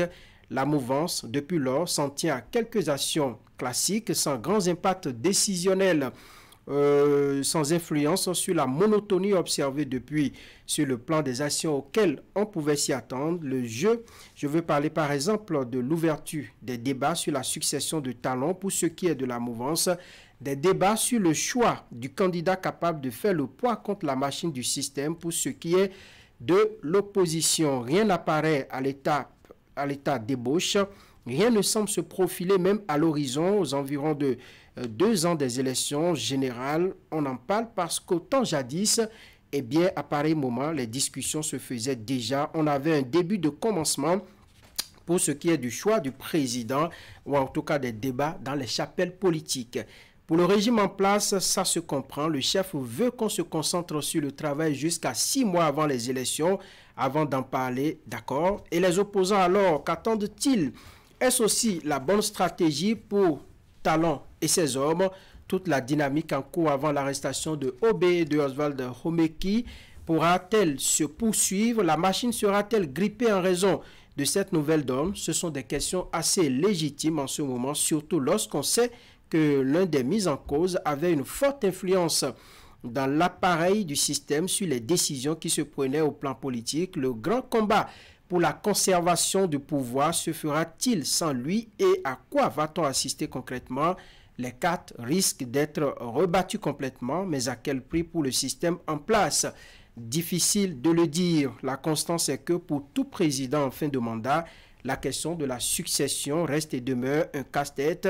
Talon n'y échappera peut-être pas, mais il peut aussi transformer toutes les difficultés de l'heure en opportunités. C'est bien possible, Tanguy. Absolument. En principe, ce qui apparaît comme une sorte de difficulté franque pour le système devrait constituer une chance pour l'opposition. Est-ce que vous avez vraiment l'impression que l'opposition voit une chance? Effectivement, avec les difficultés notées dans le camp de la rupture, l'opposition devrait avoir le vent en poupe déjà à l'heure que nous parlons.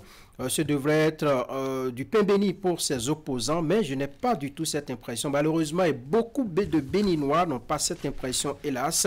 Ce qu'on note plutôt, c'est une opposition qui est dans l'expectative. Elle calcule, observe et va certainement déclencher une série d'actions d'ici à là, un peu plus tard, mais rien ne se dessine. Actuellement, les choses sont telles qu'il est difficile pour les opposants eux-mêmes d'agir réellement compte tenu d'un certain nombre de considérations, de sorte que les activités de l'opposition, notamment la principale force de l'opposition, je veux parler des démocrates, est calquée sur l'agenda de son président, l'ancien chef de l'État Boni Yayi, qui par ailleurs a pris les rênes pour mieux assurer les choses, nous avait-on dit. Il y a actuellement une sorte d'autocensure sur la scène politique de tous les côtés, aussi bien de la mouvance que de l'opposition. On aura 2 discours sur le terrain bientôt. Le premier, celui du régime en place, la continuité du système pour sauvegarder les acquis de la gouvernance Talon. Le deuxième discours, c'est celui des opposants qui est évidemment le changement, l'alternance. Mais de quelle façon entend-elle opérer cette alternance? Comment conquérir le pouvoir en 2026? Ce sont les grandes interrogations qui vont subsister jusqu'en 2026. Donc le peuple sera pris entre embarras, indécision et jeux politiques. Des jeux politiques qui vont s'intensifier à mesure que nous approchons cette année fatidique, l'année des grands enjeux politiques. Dans tous les cas de figure, il y a beaucoup d'incertitudes, surtout du fait de ces événements liés à l'arrestation des proches du pouvoir dans l'affaire tentative d'atteinte à la sûreté de l'État. Ces mises en cause qui justement sont plus ou moins de gros morceaux de la classe politique béninoise, mais le risque ici est qu'on risque d'avoir un homme providentiel qui apparaîtra et à qui les partis politiques seront obligés de donner leur onction pour prendre le gouvernail. Donc, mouvance et opposition ont intérêt à donner de la matière très vite aux électeurs afin qu'ils fassent leur choix, d'ailleurs au niveau de toutes les élections, pas seulement pour la présidentielle. On fait focus sur la présidentielle, mais il y a également les législatives et d'autres élections. En somme, beaucoup d'incertitudes, pas de visibilité.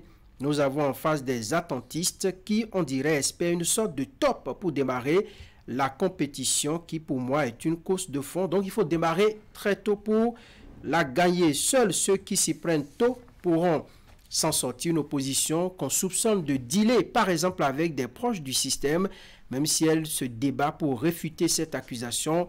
Une mouvance à qui on impose une discipline de groupe avec un verrou qui ne sera sauté qu'à 6 mois des élections. Eh bien, Tanguy, il faut être un homme, comme je l'ai dit au départ, prescient pour dire ce qu'il va se passer à l'horizon 2026. Ce qui est sûr, des gens s'en sortiront, d'autres perdront pour n'avoir pas fait le bon choix, d'autres encore seront boutés dehors pour ne s'être pas assumés très vite de ce qui va se passer en 2026. Nous aurons aussi des loupards, des losers et même des tailleux qui devront se chercher ailleurs qu'en politique. Voilà donc ce qu'il faut retenir de votre commentaire ce matin. Merci à vous, Franck Aounou. Eric, bonjour. Bonjour, Tanguy. Bonjour. Bonjour, Tanguy.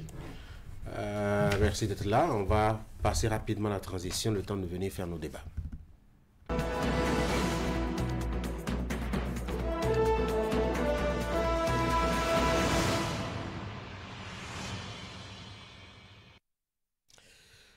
Nous sommes de retour donc à un plateau ce matin pour parler des perspectives de 2026 avec les cadres qui pourraient se rebattre. En tout cas, quand on jette un regard au sujet des différentes perturbations de griffe notées sur la scène politique nationale, perturbations liées justement aux derniers événements. Je veux dire la présumée tentative de coup d'État ou tout ce que vous voulez d'atteinte à la sûreté de l'État. Bon, les thèmes techniques qui sont assez variés. Ulrich, vous pensez vraiment que cela va compliquer une lecture de ce qui va se passer en 2026? Est-ce que le champ n'est pas davantage bien plus dégagé? Bien malin qui pourra le dire, parce que quand vous regardez tout ce qui se présente actuellement, personne ne peut augurer de ce qui va suivre. Et ce n'est pas la première fois que cela arrive. Très souvent, lorsque nous avons, quand ce n'est pas une fin de mandat, mais plutôt une fin de régime, là, ça complique souvent les choses. Nous l'avons vu sous Kérékou et en 2005, pour ne pas dire 2006, où on voyait dans le camp présidentiel plusieurs supposés dauphins ou autoproclamés dauphins. Nous avons vu en l'occurrence Benoît Moussou, en l'occurrence Adrien Oubedji et bien d'autres encore qui se sont autoproclamés les dauphins du général Mathieu Kérékou pour pouvoir prendre les rênes. Mais on a vu ce qui a suivi. On a vu également avec Yahi Boni, bon, justement parlant du premier, on a vu comment l'UBF s'est éclaté vers la fin parce que l'UBF était le porteur même du du général Mathieu Kérékou et c'était l'UBF qui était pratiquement le parti le plus puissant dans le temps contre l'opposition. Mais quand la guerre de Dauphinat s'est présentée, où chacun a commencé par s'autoproclamer dauphin du roi ou représentant du roi, celui qui va prendre le pouvoir, on a senti que l'UBF a finalement volé aux éclats. On a vu la même chose avec le président Boliaï qui, après justement son régime, parce que je fais la nuance entre la fin de mandat et la fin de régime, parce que quand vous êtes capable de rempiler, là on peut encore parler de fin de mandat, mais quand vous n'avez plus la possibilité de rempiler, là je parle simplement de fin de régime.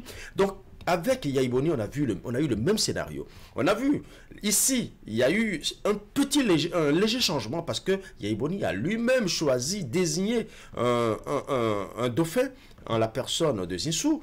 Et quand les autres qui se sont dit plus fidèles dans la mouvance acquis à la cause du président sortant, le président finissant, le président partant, se sont dit, alors mais finalement, nous n'avons pas été reconnus. Certains en même temps ont cligné. On a vu des gens sortir des livres, Le cheveu du pouvoir. On a vu beaucoup de choses. Donc, il y a eu des autoproclamés aussi dauphins. Et quand à la fin, qu'est-ce qui s'est passé? On se retrouve avec un FCBE divisé aussi. Donc, chaque fois qu'on vient à la fin d'un régime, pas à la fin d'un mandat, parce que pourquoi je fais cette analyse? Vous avez remarqué, en 2021, il n'y a pas eu ce remue-ménage. Le président Patalon s'est repositionné. Donc, quand il y a fin de mandat, il n'y a pas encore de problème. Parce que le président qui est en pole position se repositionne et il est toujours puissant. Donc, on ne peut même pas le contrer. Mais quand il y a fin de régime, on se dit, les tests constitutionnels ne permettent pas au président, au chef de bord de se repositionner. Tout le monde s'attend à ce que ce soit. Donc, c'est pour vous dire que dans le cas d'espèce où nous sommes face au régime de la rupture, il y a déjà un schéma. Depuis l'avènement de 2000, depuis l'avènement du président Patrice Talon au pouvoir, on a remarqué une centralisation du pouvoir à son niveau et on a senti également une opposition fragilisée et fragmentée. L'opposition ne parle pas d'une même voix et on constate que l'opposition est éparse. Elle n'a aucune force, elle n'a aucune puissance. Et quand vous êtes face à ce schéma, on a vu récemment certaines autorités de ce pays qui se sont invités ou qui ont été invités à un meeting des jeunes. Et durant ce meeting, il y a un nom qui a été sorti sous prétexte que cette personne voudrait être le candidat en 2026. Et dans la soirée, on a vu ces mêmes autorités sortir des communiqués pour demander à la presse de ne pas relayer cette information parce qu'elles ne sont pas solidaires de cette information et pourtant elles étaient assises. C'est pour vous faire comprendre que cette centralisation du pouvoir ne permet pas aux mouvanciers eux-mêmes de se dire oui, je vais être garant, sortir le torse. Et le seul qui, entre-temps, a commencé par vraiment agiter l'opinion publique et on a senti que lui, il est vraiment partant et des mouvements se sont faits autour de lui, c'est Olivier Bokor. Et aujourd'hui, on a vu encore le schéma, ce qui se présente aujourd'hui, un Olivier Bokor qui était carrément la figure de proue, la personne qui incarnait, qu'on le veuille ou non, soit autoproclamé ou proclamé de dauphin du président Patrice Talon, aujourd'hui se retrouve là où vous voyez. Et quand ce schéma se présente, plus personne n'a le courage de bomber le centre. Et pendant ce temps, le chroniqueur l'a dit tout à l'heure, pendant ce temps, le schéma qui s'est éclairci pour que l'opposition se positionne, se mette plutôt en pole position,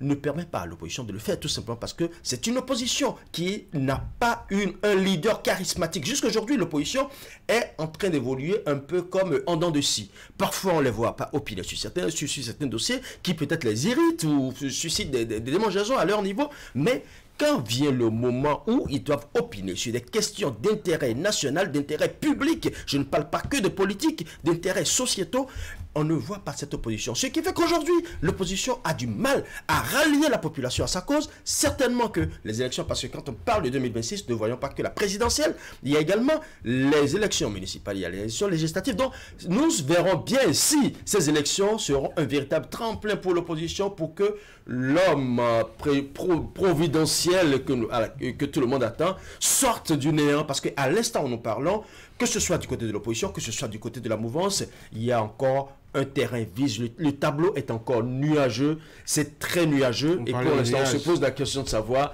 qui va sortir de ce brouillard. Quelle est l'image qui va se dessiner? Est-ce que c'est Aubé qui est de l'autre côté, qui sera finalement blanchi et revenez? On se pose la question. C'est pour ça que je dis, bien malin, qui pourra le dire. Eric? Ce que nous vivons, c'est plutôt inhabituel dans notre démocratie. Ce silence, cette timidité, cette peur, cette crainte, je dirais même, à l'effet même d'évoquer véritablement le sujet sur la succession. Alors, c'est vrai qu'on a donné un timing qui est de pouvoir rentrer ou d'ouvrir les jeux à 6 mois des élections générales. Est-ce que, enfin, on n'est pas en train de respecter véritablement cet engagement entre acteurs politiques? Mais toujours est-il que, en arrière-plan, on peut observer peut-être que ça dérange, ça gêne, parce que nous savons que nos acteurs politiques, ils aiment bien à ces moments de fin de mandat jouer à qui veut être le prochain roi. Ils aiment bien rentrer dans le débat et évoquer la succession d'un président, et qu'on se retrouve même à voir qu'on les prive même de parler ou d'aborder ce sujet. J'imagine combien ça doit être un peu difficile pour nos acteurs politiques, parce que vous savez, quand vous les rencontrez, c'est plutôt eux-mêmes qui vous posent la question, mais comment est-ce que vous voyez les choses à l'horizon 2026? Alors, quand la question est posée, on est étonné, parce qu'on se dit que c'est à eux de nous dire véritablement qu'est-ce qui se dit, qu'est-ce qui se fait, justement, dans la perspective de ces élections. C'est inhabituel aussi parce qu'on a vraiment le sentiment que jusque-là, pour ce qui est de la mouvance, Patrice Talon continue vraiment de vouloir que ça soit à 6 mois des élections. Et quand bien même on observe quelques éléments qui essayent de comment on dit, de briser cette règle, il arrive toujours à récupérer, à faire croire à X et Y que ce que j'ai dit, n'est-ce pas, sera exactement ce qui sera fait. On se disait qu'avec ce que nous observons autour de M. Olivier Bokor, que cela allait sans doute s'intensifier pour peut-être briser ce principe, cette règle, quand cette affaire est survenue. Et je pense aussi que avec l'évolution de ce dossier, cela a jeté encore davantage de froideur dans l'esprit des acteurs politiques, notamment de la mouvance, à l'effet même d'aborder véritablement ce sujet. Alors, nous sommes encore à la case départ. Et comme le disait un acteur politique en fin de semaine passée, on a bien l'intention que Patrice Talon est en train de réussir son objectif d'ouvrir le jeu à 6 mois des élections présidentielles. Est-ce que c'est au goût des acteurs politiques? Je ne le pense pas, parce que nous les connaissons très friands. Ils aiment bien déjà à 3 ans, à 2 ans, des élections aussi importantes, d'être déjà dans la compétition. En tout cas, se mobiliser pour X ou Y, n'est-ce pas, pour essayer d'annoncer véritablement les couleurs, ce qui n'est pas du tout le cas. Donc j'imagine que ceux qui en souffrent le plus, c'est peut-être pas nous, mais c'est peut-être eux, acteurs politiques. Oui, dans le discours du président Patrice Talon, il dit, si vous devez gouverner, pardon, il faut avoir la capacité de maintenir les acteurs politiques, de pouvoir leur donner une certaine, de leur tracer un certain couloir pour imposer une certaine discipline. En 8 ans, je crois qu'il a plus ou moins réussi sur ce plan-là, parce que nous avons observé que ceux qui soutiennent ces actions ne sont pas allés comme on le faisait par le passé, où on se lève du jour au lendemain. Et même il y en avait, vous vous souvenez, qui la veille était avec le président pour lui apporter son soutien. Le lendemain, il parle un autre langage. On a observé une certaine discipline dans ce sens-là. N'oubliez pas également que la réforme du système partisan, ça fait partie de l'une des réformes très chères au président de la République, qui veut que les choses se fassent autrement sur le plan politique. Ça, c'est évident, c'est un fait. La troisième chose, c'est que 2026, il veut que ce soit un moment où on va tester ses réalisations, les acquis de sa gouvernance, avec le discours que les adversaires vont tenir sur le terrain. C'est pourquoi, selon les explications de certains qui sont proches de lui, il veut que les débats sur la succession, les débats vraiment politiques se fassent à 6 mois des élections générales. Ça, c'est Patrice Talon qui l'a voulu ainsi, pour que les choses n'aillent pas dans tous les sens. Lorsqu'on observe l'évolution des choses aujourd'hui, certainement en tenant ce discours, il n'avait pas prévu que l'un des proches ou certains proches à lui fomenterait, aurait essayé, parce que là le juge n'a pas encore statué, aurait essayé d'atteindre à la sûreté de l'État, d'avoir des gens avec qui il a parlé pouvoir les premiers jours, les premières heures, et se retrouver dans une telle posture. Il n'avait certainement pas prévu. Donc lorsque ces nouvelles donnes-là interviennent, moi je me dis, il faut revoir les choses. Et c'est en cela que je dis, en 2026, est-ce qu'on pourra faire encore les mêmes prévisions qu'on faisait avant le 26 septembre dernier, avant cette présumée affaire de tentative d'atteinte à la sûreté de l'État? Ce sont de grosses interrogations. Moi, je crains plutôt une sorte de frénésie, c'est-à-dire à l'approche des élections, parce que là, tout le monde est en griffe dans les casernes, tout le monde est, disons, un peu discipliné. Est-ce que ça pourra réussir jusqu'au seuil de 2026? Ça, c'est une grosse interrogation. Mais à un moment donné, ce sera un peu comme des gens qui voudront se libérer. Les acteurs politiques vont mener des actions, vont prendre le risque de mener certaines actions, parce qu'on va se dire, mais Patrice Talon est en train de finir. Patrice Talon est en train de terminer son second mandat. Et donc, si le débat n'est pas vite ouvert, moi, je crains que cette contenance-là, cette capacité de contenir la troupe puisse un tout petit peu, puisse ne pas être sauvegardée jusqu'en 2026. Et là, ça va être très compliqué à gérer parce qu'il y a des gens parmi eux qui, du fait de certains comportements qu'ils ont eu au cours des 2 mandats, du fait de certaines postures qu'ils ont gardées, ne sont pas sûrs, par exemple, de se voir positionnés en 2026. Donc, ils vont jouer le tout pour le tout, mais ce sera peut-être à leur risque et péril parce que le président Patrice Talon a encore son mot à dire jusqu'au dernier jour de son mandat. Et mieux, il a promis qu'il ne partirait pas, qu'il sera dans la course pour celui qui va le remplacer et qui va suivre désormais les choses. Je ne vois pas Patrice Talon, après 2026, croiser les bras ou laisser l'activité politique pour retourner complètement dans les affaires. Il va rester en politique et ça va être compliqué pour des gens qui, par exemple, verront que le temps est terminé pour lui et commenceront par peut-être s'agiter à la veille de 2026. Donc voilà un peu l'analyse que moi j'en fais. Et c'est cela justement qui va faire que on va mettre les cartes encore sur la table, les rebattre pour dire mais il faut mettre ci à ce niveau. Parce que le capital confiance dont Patrice Talon a usé pendant les 8 ans qu'il a accordé à ses proches, ça va être un peu compliqué pour lui de mettre encore dans la balance ce capital-là pour essayer de maintenir la troupe, pour essayer de bien garder les gens qui ont soutenu ses actions pendant 8 ans. À qui il va faire confiance maintenant? Quelle sorte de confiance il faut faire et qui doit mériter cette confiance-là? Voilà beaucoup de choses qui doivent trotter dans la tête également de Patrice Talon en ce moment. Mais tout de suite, moi je lis une alternative viable qui se présente tout de suite là. C'est vrai que quand on regarde dans le cas en face, on a une opposition divisée, émiettée, qui agit de façon éparse, mais dans le même temps, cette opposition peut faire la surprise. Je vais vous dire pourquoi.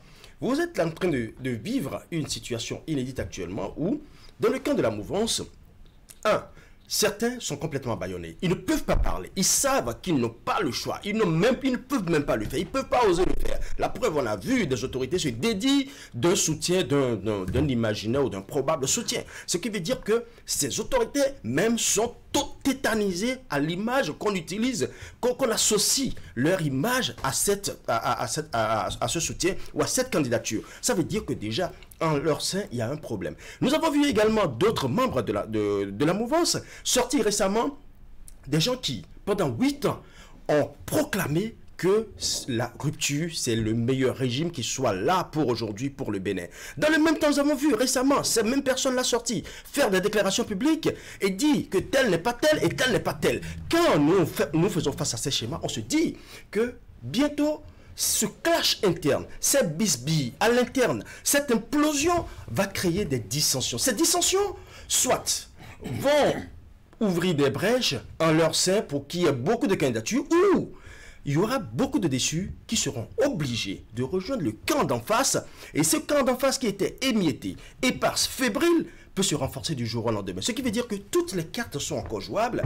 Et à l'instant où nous parlons, seuls les opposants doivent être encore assez malins pour pouvoir utiliser justement cette dissension qui se pose actuellement au niveau de la mouvance pour pouvoir se renforcer. Mais si l'opposition dort et qu'elle estime que oui, ce n'est que le problème de l'autre côté, parce que le jeu politique, c'est qu'il faut toujours faire aussi les coulisses. Il faut toujours anticiper sur ce qui va se passer de l'autre côté. Si aujourd'hui, ceux-là, les déçus, parce qu'il y en aura, à chaque fin de régime, il y a toujours des déçus. Ces déçus, est-ce qu'ils vont rester, fermer les yeux, se résigner?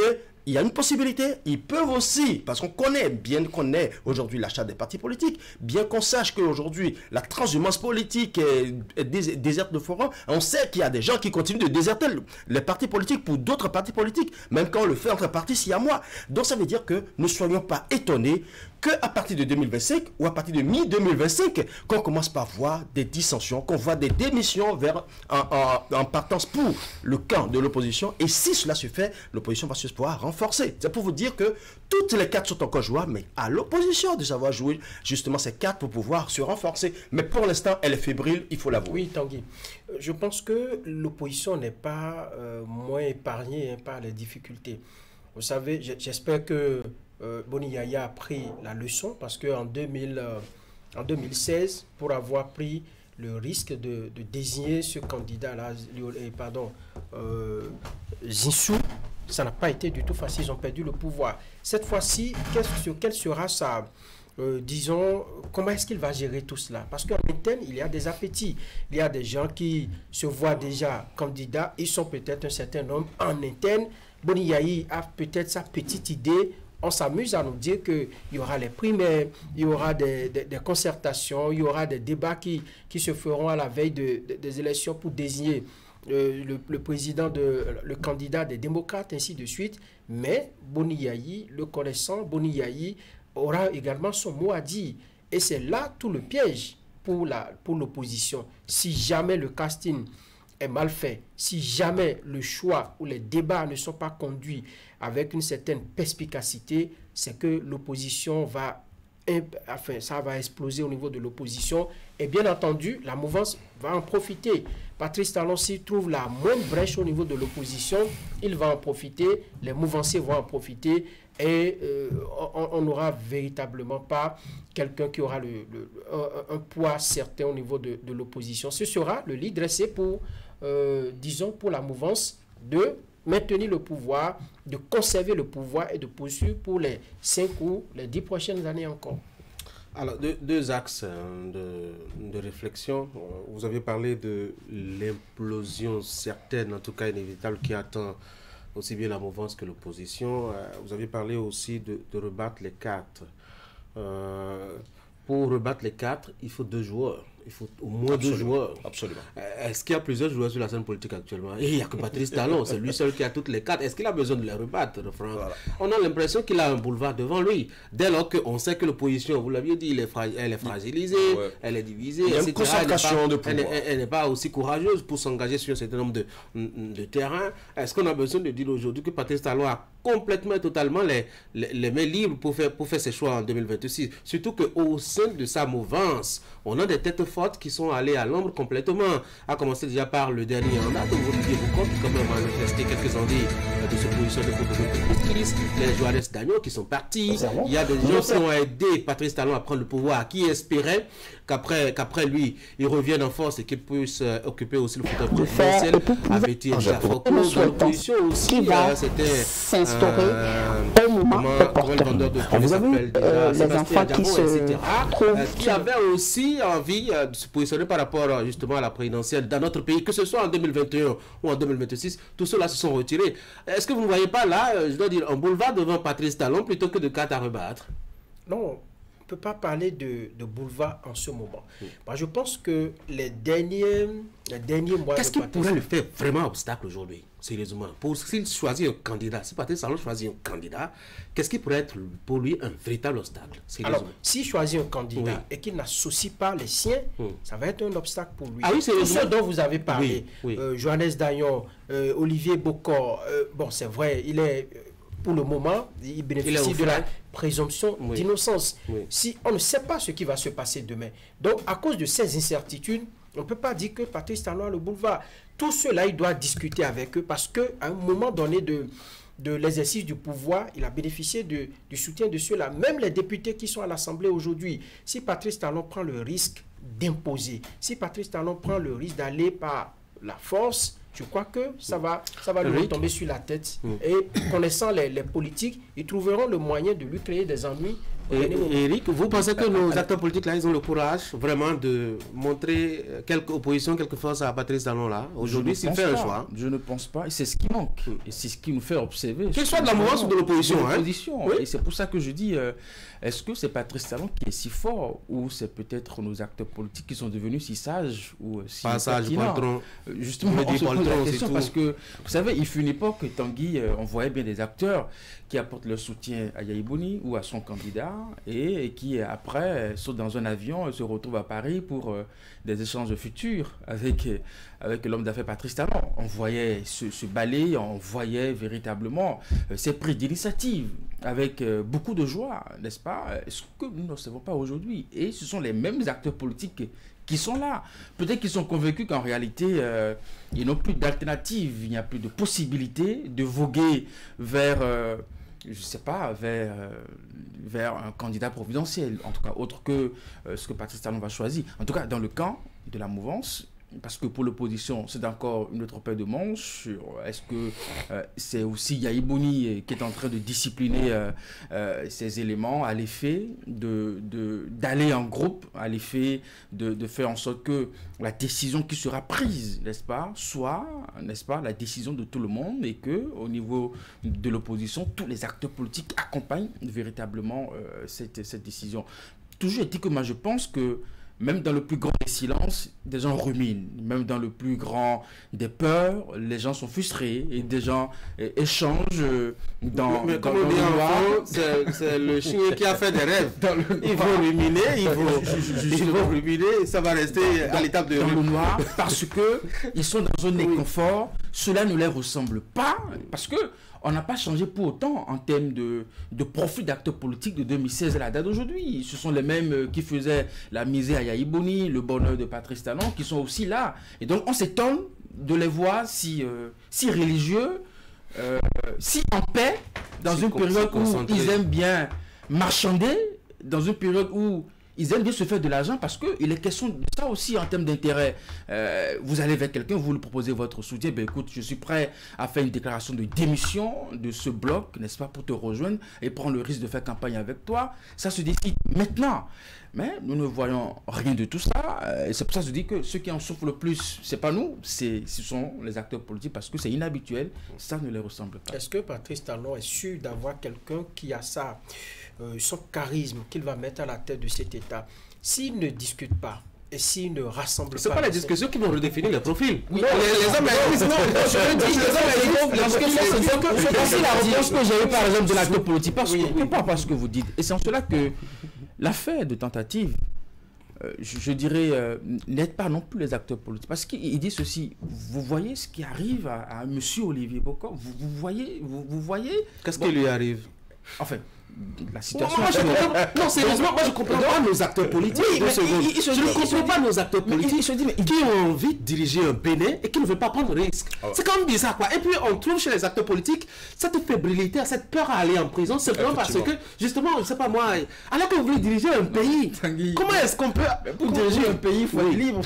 Oui, il faut être libre, mais il faut s'engager, il faut prendre des risques. Alors, si le risque vous amène, mais si le risque vous prive de votre liberté, vous ne restez pas dans votre fauteuil pendant des années pour venir diriger un pays. Il y a cet effet, n'est-ce pas, de cette affaire de tentative, n'est-ce pas, qui a davantage refroidi les esprits.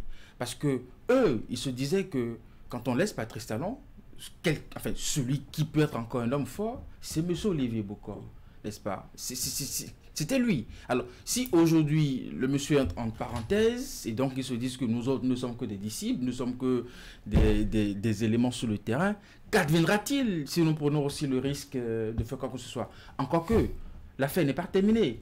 Vous avez encore, selon certaines indiscrétions, des personnes qui seraient recherchées et qui...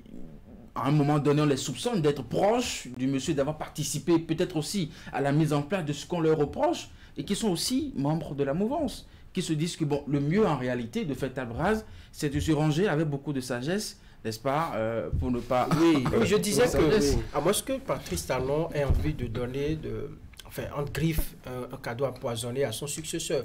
Parce que lui, il a su gérer, parce que c'est lui, Patrice Talon, il a su mettre ce qu'il faut, il a su utiliser les ressources qu'il faut, propres à lui, et ça a marché. Mais celui qui va venir, est-ce qu'il est sûr qu'il va faire exactement comme lui? La personne aura besoin des acteurs politiques qui sont là, et une fois qu'il va quitter le fauteuil présidentiel, le ton n'aura plus le même écho, sa voix n'aura plus le même écho que pendant qu'il est encore en exercice. Donc, si on doit considérer, on doit trouver le juste milieu.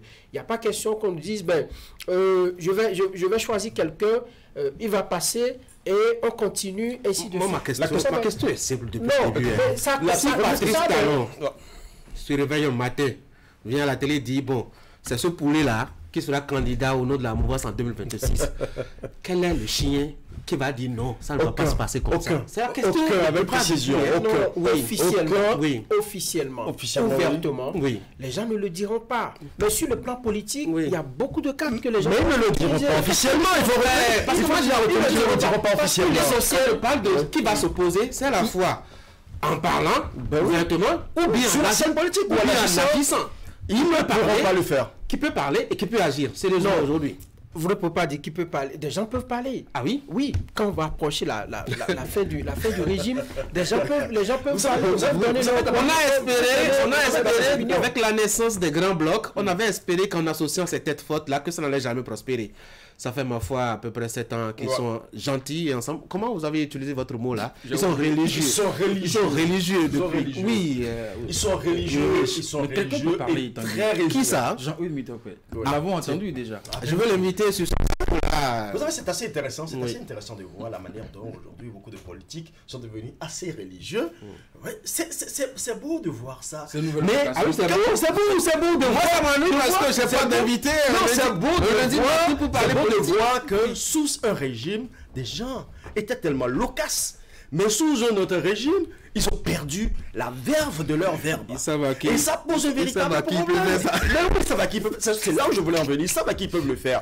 Et c'est pour vous faire comprendre déjà que Patrice Talon, aujourd'hui, a son plan à lui, qu'il dessine. Et ils n'ont pas le choix. Ils sont obligés de suivre ce plan. Tout simplement parce qu'ils ne peuvent pas parler. Deuxième chose, quand je parlais de concentration des pouvoirs, c'est ça justement. La deuxième chose, c'est que Patrice Talon a aussi appris des erreurs de Boni Yayi. Boni Yayi, très tôt, a donné un nom. Il a livré un nom. Il a livré un candidat. Et très vite, dans son camp, il y a eu l'implosion. Et certains se sont dit, mais attendez, pendant longtemps, nous avons été sages. Nous avons été fidèles au régime. Nous avons fait tous les combats. Nous avons même pris des coups pour des gens qui sont venus se rajouter à nous. Mais c'est ceux-là qu'on promeut aujourd'hui. Et ceux-là se sont en même temps dissociés du groupe. Certains l'ont fait vertement, d'autres l'ont fait en sourdine, parce que c'est en politique, tous les coups sont permis. C'est la même. Patrice Talon aujourd'hui a appris des leçons et aujourd'hui elle applique. Vous voyez, nous sommes en 2024, carrément fin 2024, nous allons bientôt amorcer 2025. Et jusqu'à présent, on n'a aucune idée de qui peut être le candidat de Patrice Talon. Et il va maintenir justement ce doute. Il va maintenir cette image assez floue de celui qui va venir. Et quand, et Franck disait tout à l'heure, qui pourra venir et donner une voix, un ton aussi fort que Patrice Talon, moi, personnellement, et cela engage que moi, je ne pense pas que Patrice Talon ait envie d'avoir quelqu'un qui viendra donner un ton aussi fort que lui. Et j'ai vu, je vous donne un exemple, comparaison n'est pas raison, j'ai vu un Poutine positionner un Dimitri pour lequel il était derrière. Et c'est lui qui me donnait toutes les ordres. Et on a vu Dimitri, un président qui, dans toute sa splendeur, n'était que symbole, mais au fond, c'est Poutine qui dirigeait. Et je pense que c'est le même scénario qui est en train de se positionner là actuellement. Nous aurons un homme providentiel qui va venir à la dernière minute. Le grand chef va dire, c'est celui-ci que nous voulons. Les autres ne pourront pas parler parce qu'aujourd'hui, on a remarqué qu'il n'y a plus d'hommes politiques téméraires. Et nous attendons 2025 pour avoir les preuves du contraire. La conséquence, Tanguy, d'une telle situation, c'est d'observer que la réforme du système partisan, tel qu'on nous l'a vendu, en insistant sur cette démocratie qui va exister au niveau des partis politiques, risque de s'évaporer. Pourquoi? Parce que la démocratie existe dans le parti. Talon n'a jamais. Talon n'a jamais refusé à quelqu'un de faire le débat au sein des partis. Absolument pas. Oui. D'accord, je peux continuer. Allez-y. Alors, parce que ce à quoi on s'attendait, c'est de voir au niveau des partis politiques que le débat soit animé autour de la succession. Que des militants, que des acteurs politiques, que des leaders au niveau de chaque formation politique prennent l'initiative d'engager le débat au nom de leur parti politique. À quel moment? Oui, on n'a pas à définir le moment. Il n'y a pas un formation politique pour faire la politique. Parce que une formation politique, c'est toute organisation, il y a un chef. Oui. Et le chef a dit à 6 mois. Ah, Patrice Talon est chef des partis politiques. Non, ceux qui soutiennent son action. Mais est-ce qu'il est chef des partis politiques? La question est toute simple. Non, ceux qui soutiennent ses actions. Ces partis qui soutiennent ses actions. Parce que la question est toute simple. Oui, non. Je pense que de ce que Franck veut rectifier, c'est sans doute la compréhension que des gens ont. Et si c'est le cas, c'est une aberration. Là, on n'est plus en démocratie. On ne peut pas prendre l'agenda d'un individu et l'imposer. Je dis, on ne peut pas prendre l'agenda d'un individu et l'imposer à des formations politiques qui sont censées être libres dans leur action et dans leur volonté de conquête de pouvoir. Il n'y a pas une date dans une formation politique à faire un débat. C'est la chose la plus... Est-ce que vous avez vu... banale. Est-ce que vous avez vu...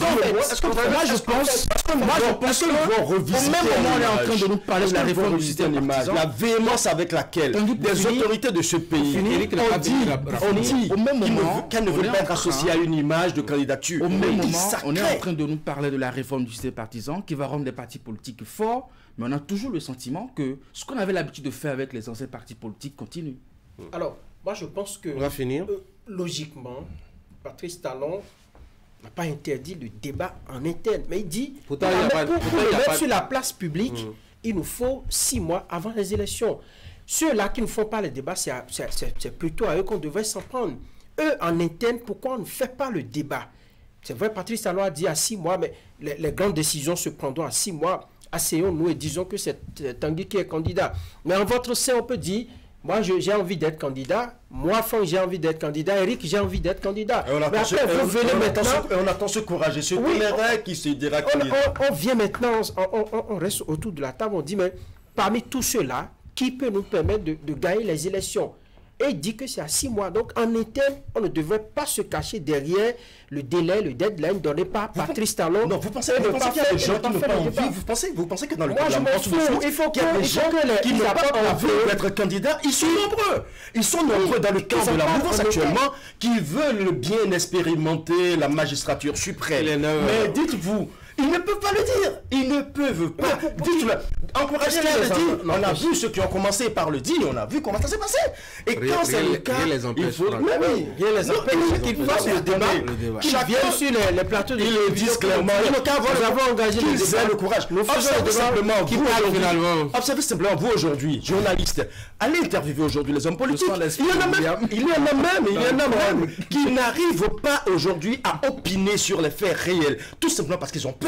On sent aujourd'hui que le politique de la mouvance est tétanisé. Bon, il faut qu'on ait le courage de le dire. Qui empêche l'opposition de faire ce débat? Personne. Vous allez dire que c'est Patrice Talon encore. On dit que ce sont les acteurs politiques qui sont condamnables, qui sont tétanisés. Il n'y a pas Patrice Talon dans leur escarcelle. Il n'est pas en phase de pour dire, mais écoutez, il faut le faire à 6 mois. Eux aussi, ils n'en parlent pas. Ça veut dire qu'il y a un réel problème au niveau de ces acteurs politiques.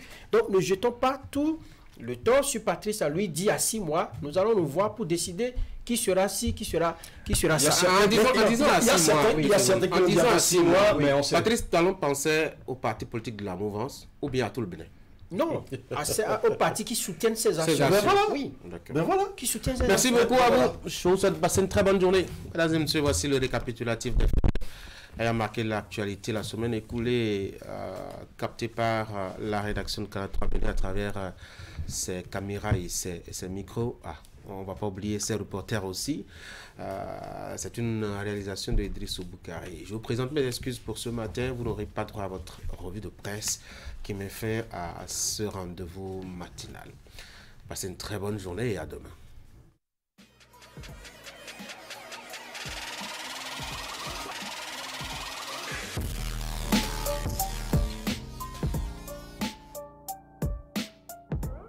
Le point de l'actualité hebdomadaire sur la 3, c'est dans une semaine au Bénin. Mesdames et messieurs, bonjour. Voici l'essentiel à retenir pour le compte de la semaine écoulée.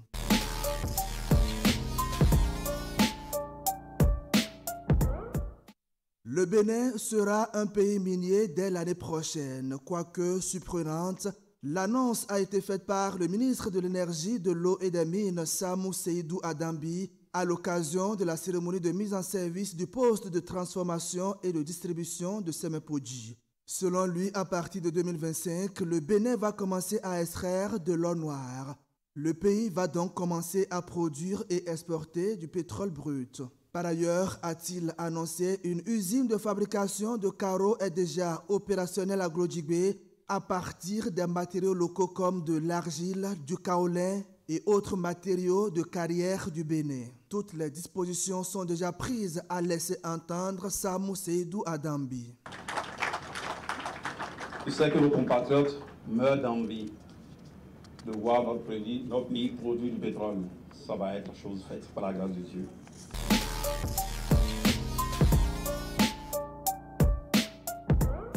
La 7e édition du Grand African Nemo en abrégé Gano a été officiellement lancée le mardi 29 octobre 2024 à Cotonou. Co-organisé par la marine française et l'architecture de Yaoundé, réunissant 26 à 28 pays de 3 différents continents, c'est un exercice militaire réalisé chaque année qui vise à renforcer la protection du golfe de Guinée contre la piraterie, la pêche illégale, la pollution marine et autres actes illicites.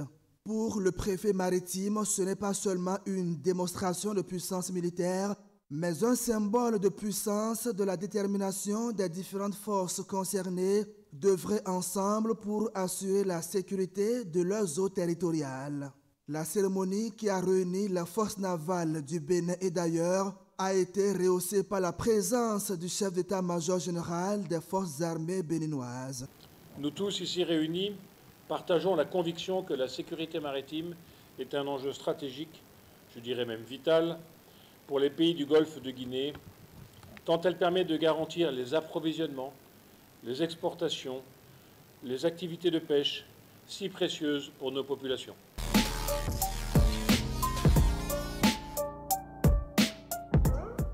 Les membres de la Haute Cour de justice ont réfléchi sur des mécanismes de bon fonctionnement de leur structure. C'était à la faveur d'un séminaire ouvert le lundi 28 octobre 2024 à Agoué, dans la commune de Grand Popo, département du Mono.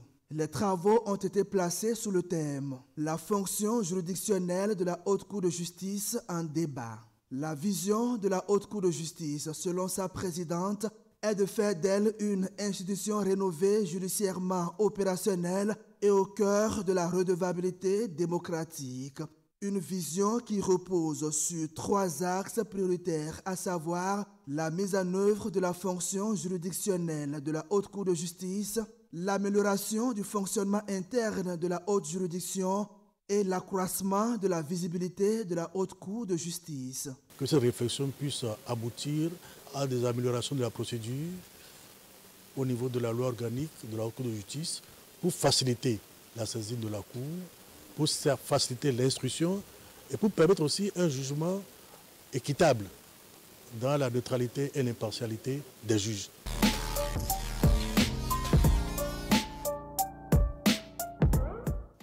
Les membres du comité interministériel de pilotage de la politique nationale de décentralisation et de déconcentration ont tenu le jeudi 31 octobre leur session ordinaire au titre de l'année 2024.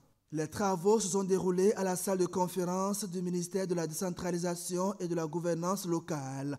La politique nationale de décentralisation et de déconcentration est l'un des outils novateurs approuvés en Conseil des ministres pour renforcer la réforme structurelle opérée dans le secteur de la décentralisation et favoriser le développement des communes.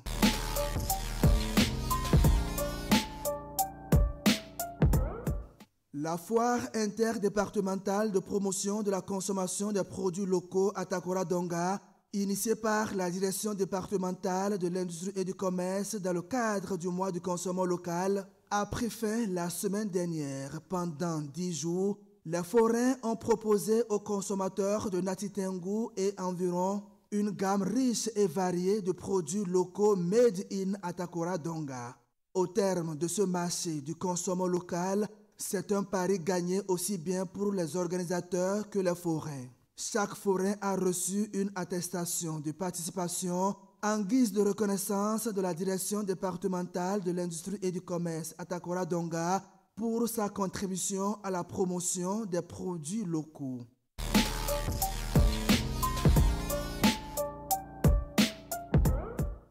Ainsi se résument les faits ayant marqué la semaine écoulée. Merci de votre aimable attention. À lundi prochain pour un autre point de l'actualité hebdomadaire.